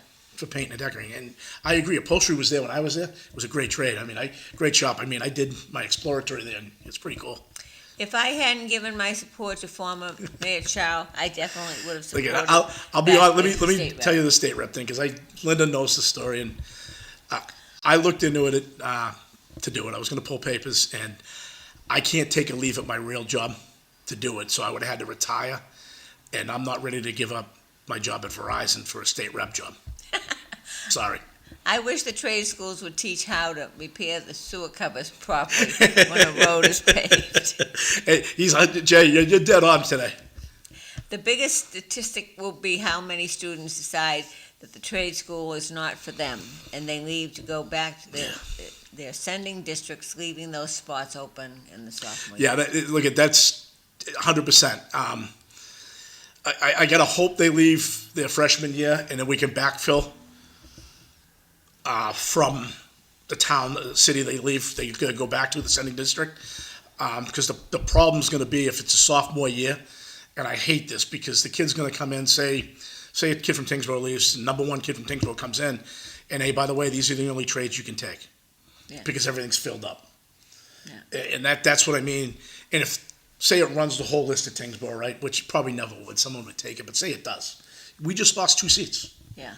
And I know it's hard math. People are like, no, you only lost 1 seat. No, we lost 2 because the kid that could have went there, that's number 1, could have been in a trade, Yeah. and somebody else would have slid in. You know what I mean? It's just, that's going to be a problem. And I hope not. What percentage of students stay with their trade after graduation, and how many do something completely different? I mean, I'm still in the trade I graduated with. I don't know that number. I would It's an venture to say it's interesting 20. No, I would question. venture to say it's like 20-25% still stay in their trade. Maybe more. I mean, Oh, I would depending on think your more. electrician, it's probably more. I mean, it's probably more. Yeah. You know what? That's a good question. You know what? I'll I next think show I'll have that for you. The question just gotta- would I gotta- be, how many start their own business? Oh, there's a lot. I mean, a lot of guys that I graduated with are all out there, still on their own. I mean, Isn't that Timmy Wilson's interesting? doing carpentry. Mike Fury's got an electrical business. But that's where personal finance comes in. You can't open your own business unless you understand what you're John, gonna do with money. I've asked that question a million times, and they've incorporated it in the curriculum. They're teaching it. They're Zach, almost teaching it to everybody. look at. I honestly believe that should be a requirement to graduate. You should have to take that class and pass it to graduate. But now, how do you get Desi on But- board to say It should everybody be takes that? But Lee, it should be every year. Freshman, I by the agree. time you're a senior, you should be having business, I agree. financial management. John, I agree. the You and I vote- agree. We try. We have the credit unions come out there and do personal finance seminars. The kids go through it. We teach it in the classroom. I think it should be a requirement to graduate high school. You need to take a personal finance class. Look, it should be a requirement to learn how to change diapers and a tire. Yeah. I mean, that's where I come from. Yeah. It should be a requirement, but you got to get the Department of Education to sign on to it, and they're more worried about just dumb stuff. Well, right, I think in the vote you get more finances as far, because they do incorporate the math, et cetera, within, I mean, you have to know how to buy piping, or how to buy wiring. In the or how- trade, let's get back to the trade side. Those teachers absolutely teach them that. That's part of it. Yeah. I mean, look, they go so far to teach them, okay, you come out, you're working for 103 or the Pipe Fitters Union, on how to call the hall and get your hours in. That's part of the course, okay? That's part of the real world. And they teach them that. They're like, hey, and look, and I know this to be true. Some of the kids still call back to their teachers when they get stumped out on a job. And they answer the phone and walk them through it. I know that to be true. Yeah. My own kid did it. Yeah. So I know it to be true. So it's a lot. It's not, and like I say, it's one single school. It's not like Lowell where there's 30. And I know kids in Lowell still talk to their teachers when they graduate. I mean, I look at my daughter with Deirdre Haley. She FaceTimed. Deirdre wanted Brianna to FaceTime her the other day, and we were at a Mercy meal, and I turned around and like FaceTime Brianna. They talked for 10 minutes. So I mean, it goes. You get that relationships, and but I agree with John. Personal finance should be taught. It should be a requirement to graduate. Credit cards aren't good. Yeah. These people, these kids, and they're not good. No? You run it up, and all of a sudden you're like, okay, you're upside down. How are you paying it? How are you going to retire later on? What's a Roth IRA? How do you show them? Because pensions are the thing of the past. That's Why right. are you buying an $80,000 pickup truck? I know. Unless you own your business and you can write it off, and it's taxes and stuff like that. Go around back and buy a used one. It looks Well, the same. I agree with you on that one. I mean, look, you and I, you see what I drive. My car's got 140,000 miles on it. I'm going to run that thing right till, and then I'll go buy a 3-year lease coming off and run that thing right to the ground. I'm not a car guy. Eric's the car guy. I could care less about a car. Get me from point A to B. I am not, I mean, if you own a business and you can write it off and it works for the business, sure, I'm all for it, but that's a decision where personal finance comes in, right, John? And you sit down with an accountant, what are the write-offs? What's the depreciation? What can I write off? Stuff like that. And that's where people need to learn that. And If you're taught that if you go buy that beautiful Sierra pickup truck that's $85,000, you're never going to buy a home. no, look, Your money's already gone. yeah, you're They'll upside. give you a 7-year note. Yeah, you're in a 7-year note at what, $800 a month, and then you get the insurance for another $400 on top of that. So you're looking at your first $300 a week is gone Yeah. on a brand new pickup truck at $80,000, right? Go around back in an old one. Yeah, it's just I'm not that guy. I'm not a car guy. I just don't believe in them. How far are you, let's go change gears on Verizon. Where are you guys in the city as far as? So I know we're running Drake it in parts of Lowell. I think we're out in South Lowell now. We might be starting downtown, which is going to be a challenge. I don't know what they're going to do downtown because it's very labor intensive getting into the buildings. Yeah. It's old. They're not going to. I'm telling you right now, they're not going to dig to get in. They'd rather do. Don't you have to go in the tunnels down there? Yeah. This conduit you got to go into, and Who owns the conduit? no, we own the conduit. But if it's broke, John, they're not going to pay $30,000 to fix a conduit because it's all return on investment, right? They're not going to pay $30,000 to fix a conduit for 5 customers. That it's going to take them 10 years to get the return back, and they won't do it. They're like, I don't have to do it. We don't care. They don't. Look I'm being brutally honest about this. They don't care. Yesteryear, Verizon was selling every landline in the world. Right. Landlines have gone out the window. Maybe you still support them, maybe you don't. But We they're do. less and less and less. Now, cell phones, that's big business for you guys. And you got the cost cutters that are chasing you all the time. Yep. And you guys are trying to sell internet, and you got the big bear out there, Comcast is biting you on the bum all the time. Yeah. So what other products does Verizon sell? They did the 5G is wireless. They want to do that remotely internet. Like I know someone downtown that asked me, Lee, what do you think? I'm like, I'm like, well, what do you use it for? Because it's if you don't have the sight lines to the towers, and you have bad cell service in your apartment condo downtown, you don't get the 5G, because it's not going to work. Like Okay. the mill condos, not going to work. Unless you're facing the river and you got that window and you can put it there and the sight line's there, now it's gonna work. You're gonna get it through your house. Okay. So it's wireless. Yeah, that's what they're pushing right now. Like downtown, they're gonna push that through instead of like fiber. Like right now, I don't know if it's out front here. I'll have to, when I leave, I'll go look. They can run a drop here in 30 seconds, get it into your house, they'll follow the old phone line, get it in, and boom, you're up and running. I've done it a million times. You can keep the Comcast, I can put Fios in here, get the router up and rolling, then we take you down and roll you over.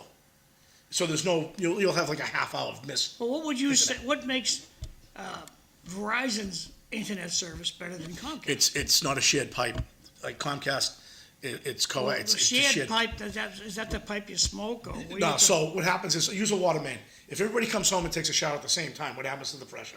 The pressure goes down. Drops, right. Same thing with the internet. When the kids come home from school and they all jump online, it's a pipe, and it slowly throttles down your speed. Yeah. You don't get ultimate speed like you would at 11 o'clock at night when people are sleeping. The difference with Verizon is it's fiber, it's your fiber. It's glass, so you can, whatever speed you're willing to pay Verizon, they'll give you. They don't care. You want 200 meg? Sure. There's your price point. You want 1 meg? Here you go. I walked into a house a couple months ago, and it was an elderly person. They were giving her 1 meg, and I'm looking at her, I'm like, hold on, what do you do? And she's just She does emails and email. YouTube videos. I'm like, okay, look, we're gonna drop you down from 1 meg. They're getting you for $99 a month. You can get this for 40, and this speed you'll never even, but we get contractors, door knockers going around knocking on doors that, their job's to sell you, right? And they're making commission. So people will cut the cable, and they're plugging using all the apps that are built into the TV set. Yep. How much speed do they need? Depends on If- what if you're gaming, you get the 1 meg. Your kids are gaming and stuff, you want the 1 meg. But if I'm just watching YouTube and I think YouTube, reading my YouTube's like, emails, doing yeah. Facebook, I think you can look up YouTube with, well, let's do it. How much, I don't know off the top of my head. how I much don't know. it I uses. don't know what I'm talking about. I'm asking. You're the expert. No, look at, What do I you'd need have to buy? Like, I know a POS system, a point of service system for the restaurants. Yeah. They were running off DSL. So, 1 gig, I'm sorry, not meg, 1 gig. They were running off DSL, so it's probably like a meg for that. And when you get a gig, how much? Well, people are looking to purchase internet service. They don't know what they're ordering. They don't know what they need. That's why I'm No. grabbing on your expertise to help Linda and I. I'm know just what gonna- we should I'm just buy. gonna The type in how much is apps needed are for very streaming. cumbersome. I find the apps very cumbersome.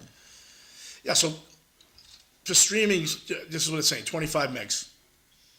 So if you get a gig, you're not even, 1 gig, 25 megs is a blip on that.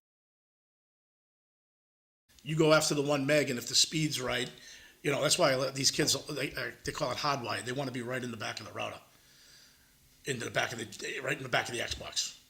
That way there's no interruption at all. They don't have to worry about the wireless signal being interrupted. Yeah, but for the grandmothers out there that play solitaire on their phone, Yeah, 50 meg is great. You don't Okay. need any more than that. okay.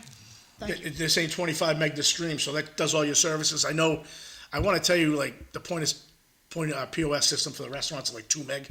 I only know that because back in the day, Fuse were having a problem with their DSL, and they had 7 meg. Yeah, but you and- say DSL and Meg. So Old back in the timers day, like me, we have no idea. yeah, what so hell the that is. DSL was just streaming back in the day on the old copper network. You would have an old dial tone, and off of that dial tone, you could run your computers, Yeah. DSL. They were getting it down there, and they were paying for 7 meg, and they were having a problem with the POS system, which is when, it does all your inventory. You type in, say, fish There's your platter. credit cards. It does everything, credit cards, everything for you. And the line was going down. So they were lagging, it was going and knocking out, but their phone was working. So it was just, you had to cut off the length of the copper to get their speed back up. And you used to run into that all the time. We don't run into that anymore because copper's out the door. I mean, you're only using it, lifeline, the elderly, and elevator lines, and some fire alarms. Because you can't use Comcast on it because the good thing about copper is if there's a power outage, you always have dial tone. The bad thing about Fios is you don't have power, you have no internet now. We do give you a backup battery, but that lasts maybe an hour, 2 hours. Yeah, but your cell phone's still gonna work. Yeah, your cell phone's still gonna work. Yep. So the landline, it's gone out the window. I Yeah. know the burger alarms that we have are all changing over to cell Wireless. phones. They're Yeah, all wireless. changing Yeah. Cell phones. They want to use lines and Yeah, we everything run, is cell phone. we run into that quite a bit. The only saving grace for us is there's still some bad cell areas out there where they can't run over, and we got to put copper there. They're getting rid of copper. I mean, we've used North Chelmsford. There's no copper in North Chelmsford. They cut all the Chelmsford. They cut all the copper out of it. They're pulling it out of the ground to save money because now they're going to pay on it. They're doing that now in Andover, in North Reading. They're shutting down buildings, saying bye. We got a call at the Union Hall from an elderly person who couldn't, they gave her 90 days. They were shutting her off. You either go to Fios for your dial tone or you're shut off. Go to Comcast. And, I understand it's a kick, but I'm like, man, they're going to shut you off. And they're not joking. They're shutting you off. You need to roll over the fiber. And they just they're heartless. After that, they give you three strikes, you're out. And they shut you off. And then you're like, I have no dial tone. Well, no, we have to come in and get the letters. I know you did. I know you did. That's the big push right now is we're cutting all copper out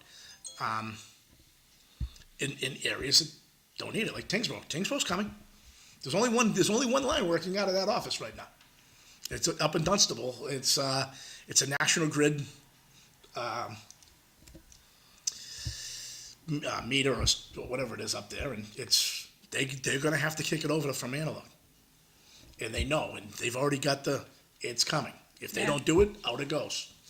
Well, we were turned us over early on. You guys were the guinea pigs. You were. Tewksbury was the first. It was the guinea pigs. Yeah. I mean, there was some days I guys 2-day installs in Tewksbury. They'd have to go back the next day to finish it. Yeah. That's how it was. Now it's nothing. Now it's plug and play. You're in, you're out. Yeah. It's it's gotten so different. Like some of the Lowell ones, they could be challenging if you're on the third floor. Yeah. Because you got to run Cat 6 to it, or use the coax, and if they don't have the right service, it could be challenging. When you say they're taking out all the copper, how does that affect the homeowner? It doesn't. They don't have Yeah, it. they don't have it. When that system shuts down, so what happens is they pull it, they send the letters out, hey, we want you to roll over. If you don't roll over, you shut off. I mean, what's the building on Appleton Street over by the Elliott? Yeah, the one we just did over? Hot dog? Yeah. What's that building used for? That's the fiber hub. That's the main fiber hub for the area. All the fiber goes, so there's a soft switch in there, they call it. It's a digital switch now. And it all goes through there and gets distributed. Everything goes through Lowell and hubs out. It's one of a redundant ring, they call it. Lawrence, Lowell, Haverhill. It's a redundant ring. So say Lowell office goes down, they'll kick right over to Lawrence. If Lawrence goes down, it comes out of Lowell. Burlington. There's a big whole ring. So if someone hits a major fiber, the service is uninterrupted. They'll just toggle, boom, come through this way. There's so many different rings, they call it. Like me to Linda to you, Yeah. over to the couch over here. So the couch is talking to me. So if this gets hit, we go through Linda to the couch, back to you, back to me. There's so many different redundant rings, so it doesn't happen. We try to. Way over my head, buddy. Yeah, look, the only time we have a major outage is there's a software issue. And that did happen to the cell phones, and, Verizon will deny it. The union was laughing. We were like, we know it's a software issue. No, it wasn't. No. Someone screwed up and downloaded the wrong patch. Let's be honest. Tell the truth. Okay, it's okay. You tell the truth, Yeah. Like I say to the guys I work with, tell the management the truth. They can't understand that. Hey, you were over here. Yeah, I was. Oh, okay. As long as you tell them you're going somewhere, they usually let you. But Well, I like the fiber. I know that if you have a generator, then you'd never do lose power. yeah, you never lose power as long as that's on that circuit, right? It's the fiber's really good. It's like I said, you don't want for speed. you'll get whatever you want to pay for, and it's always on the other end. Like if ESPN's having a bad day with their server, it's usually not the Verizon piece of it that's, lagging. If everything else is working, it's just that. Do we have, sometimes the router will go or the ONT in the house will go? Yeah, it's equipment. Yeah. Equipment goes. It breaks. It's gotten better. I don't like the new drop wires where I can break them like that. They're not as durable as the older ones, but it's, like John said, it's a business. They're here to make Yeah. money. If they can get the lower bidder for the drop, they're going to go to the lower bidder for the drop. They don't care. Now, on the streaming, there's some controversy, particularly with the sports. Yeah, I have YouTube TV, and I refuse to pay the Red Sox any money for NESN. I'm not, so I don't get Where to do see the you Red think Sox. that's going to end up? Because what you end up is if you're a sports fan, I you're would paying love- for basketball, hockey, football, and baseball. Someone's going to come out sooner or later and say, hey, look, I'm going to give you, you watch 6 channels. I'm going to give you 6 channels, and how do we bundle that together, and so you can mix and match on what you want to watch? Someone's going to, sooner or later, it's going to happen. Yeah, It has to. It has to. But But I find the streaming very cumbersome. it is it depends on, when you're streaming, right? Like I use YouTube TV. There's Hulu out there. There's so many different YouTube, different services. You got to look and say, okay, what do I watch? Mm-hmm. Is these channels there? Okay, so like Paramount Plus, like Yellowstone, that's Paramount. If that's not on YouTube, well, then how I got to pay for this to go on this night and watch on that? YouTube, can you watch Channel 5 News? Yeah, Can you watch it live? yeah, it's a little little delay, but yeah. Like so, football games, I'm usually like 30 No, seconds I don't behind. care. I just want to watch the news. Yeah, no, you can watch it. Yep. Okay. I got some Now, comments. to watch the city council, I can't watch it off YouTube. I have to go to the app. No, you can watch it. No, I have to go to the YouTube app and sign in. I can't watch it on YouTube TV. They don't have local. Okay. Like last night, I had to go to. I was watching on LTC last night. Yeah, well, that's right. I went to the LTC channel on YouTube. Yeah. I can't watch it from YouTube TV. That's a whole separate app. Okay, Linda? Everyone, please attend Councilor Robinson's election party for state representative. He's a very hard-working Lowell City Councilor and deserves the promotion to state representative. He has earned it. He will work for all of you, 24/7 and even holidays. I agree. He deserves it. Yeah. Great program this morning. Keep up the good work, Lee. It's refreshing listening to a school committee member not only care about funding. Well, Jay, it's the thing. This is an awesome question. I have. You have. Yes, I've been in the market. Read the question first. Have they ever worked in the Markley building? Yes, Right. and I'm going to tell you right now, to get in there is like an act of Congress. Really? You cannot you can have a trouble ticket for the Markley building, and they'll tell you no. I love it. The last time I was refused entry because they didn't have the trouble ticket. They called it in, but the guard didn't have it, and I'm like, okay, see you later. And I have no qualms about laughing about it, and I just turned around. I closed the job out. Some of the neighbors tell me, I have not seen it. I've gone up to a couple, I've never seen it. Guys, security's walking around with rifles. I don't. I Have you don't. seen anything like I that? didn't. Look at. So you roll up to the Yeah, gate. the little They gatehouse, come yeah. out, and I'm like, hey, I have a trouble ticket for a T1 in here. Yeah, I'm with you. I only see that person, and then when we come in, someone is with you 20. Like they're on you. They are with you the whole time. They do not leave your side. They're with you. I don't notice someone. They I've get heard the somebody same thing, John. babysitting you the whole time? Yeah, the whole time.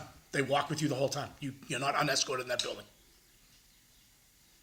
Which is fine. I mean, look at that. I'm not a cloud guy. I don't know what they do in that. I don't, Well, that's just it. Who it's does a data, know? but it's a data center, and I can see there's information on there you don't want hacked. They don't know who I am. They know I work for Verizon.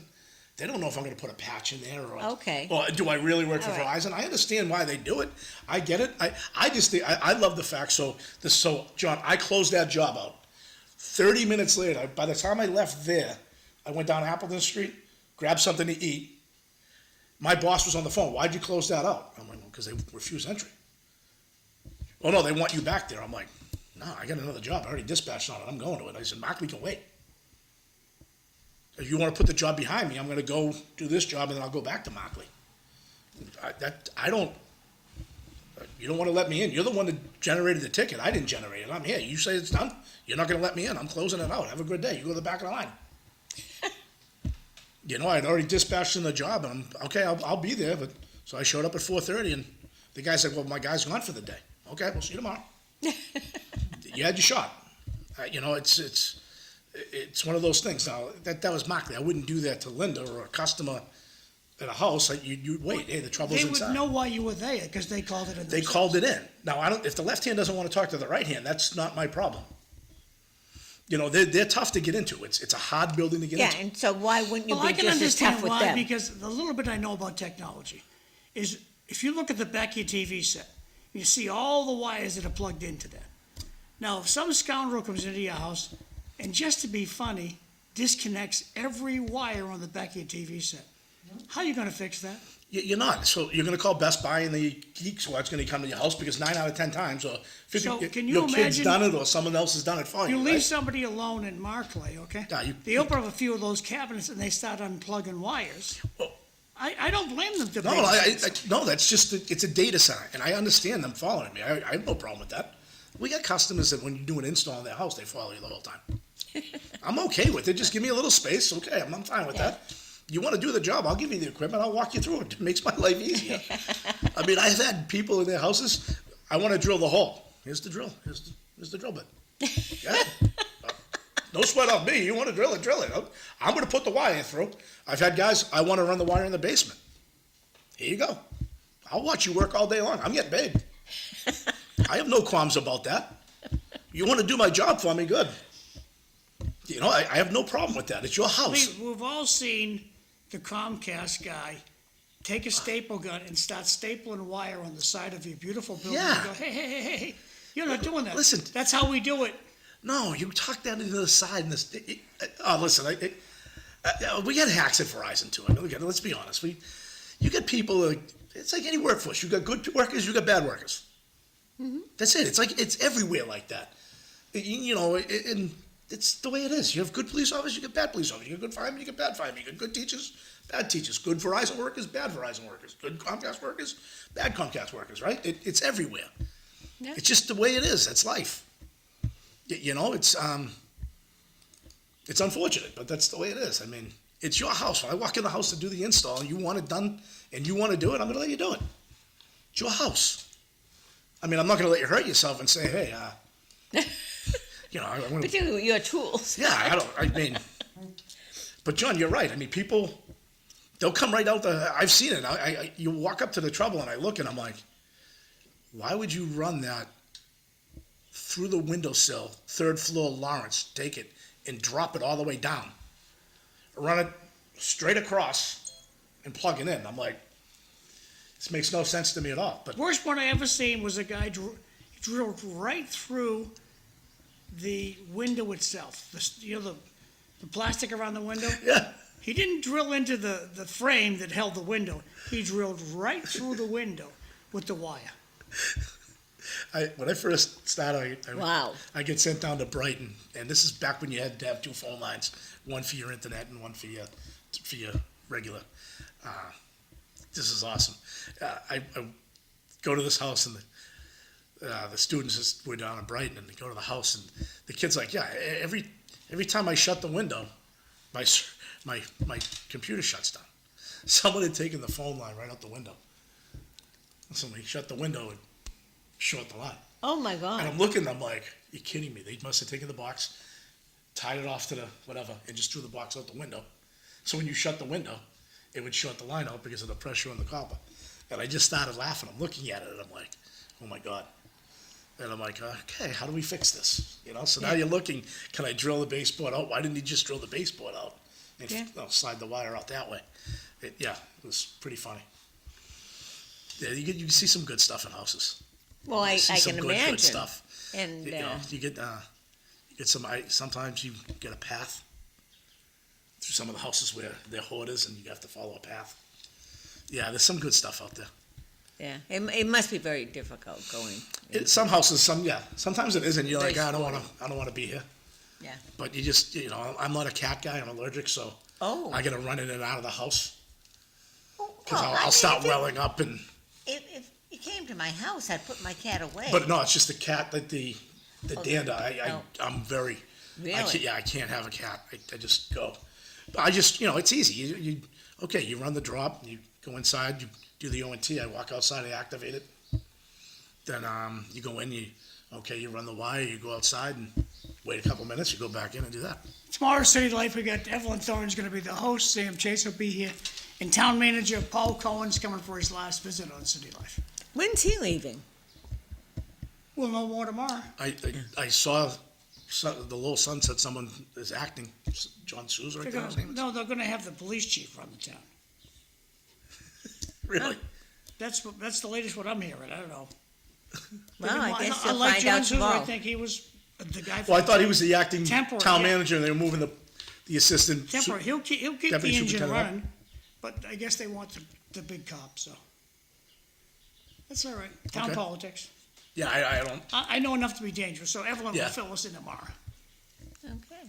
Yeah, Find Corey. me Shotland, you got like 2 minutes. So Corey's got a party Corey's got tonight. a party tomorrow at the East Tomorrow, End Club. rather. Yeah, yeah. I mean, East End. I think he's a great Well, Anthony candidate. Lee's got a party tonight, so Right. Cavaleros. Yep. I think Corey's going to be a great candidate. I mean, I think he knows the issues. He's going to have to work. And his district, it's pretty much his district, isn't it? Well, it's Centerville, Pawtuckaville, and North Chelmsford. He's going to have to work. Oh, I mean, the Chelmsford, the yeah, North Chelmsford. the North Chelmsford piece. He's going to have to work. He's going to have to door knock. He's going to have to do what he has to do. I've been listening to the other side got to me, they're pounding in my ear all these bad things about Corey Robinson. I'm there like, none of this is proven. This is all hypothetical. Look at, And I said to the woman, I says, did you have sex before you were 18? And she said, none of your business. I said, you're a rapist. If you had sex before you're 18, you're a rapist. it's just, She's mad at me. John. Look at. It's true. It went through the court system, and it's over, right? There was no charges brought forth. Oh. Everything is dropped, and if we're going to live in the past, I mean, Look at the Patriots guy yesterday. They want to Yeah, hire him back today. right? It's over. Yeah. I mean, People let's make look at the mistakes. issues. And people can say, "Oh, Lee, the character." I don't know. I've known Corey my 'Cause if 30 you- years, 40 years. If our community wants to continue to send scaredy cats down to Boston, we're not going to get any money. I mean, Rodney Elliott was somebody to reckon with. He could get money. Yeah. Eddie Yeah. Kennedy was somebody to reckon with. Okay, this guy Tara Hung, I don't see him doing it. I like Tara, but I just don't think he's a tough enough guy to get It's any money. tough. It's not, if you don't know. See, Rodney had been there for years and Well, in and out. He knew the I system. think Corey Robinson's better than this Betts because Corey's Yeah. going to fight for something. I don't know Betts' spirit at all. Yeah, Corey's not afraid to fight. I mean, No, he isn't. You've seen it. Look Hey, at say goodbye, there's kids. not- 42 seconds past. Bye-bye. the cutters. See you Thank guys you. later. Thank you for getting Thanks, up Linda. and coming Thank you. in this morning. That was my bad last We'll week. see you tomorrow. Bye-bye. Thank you. Yeah, Corey.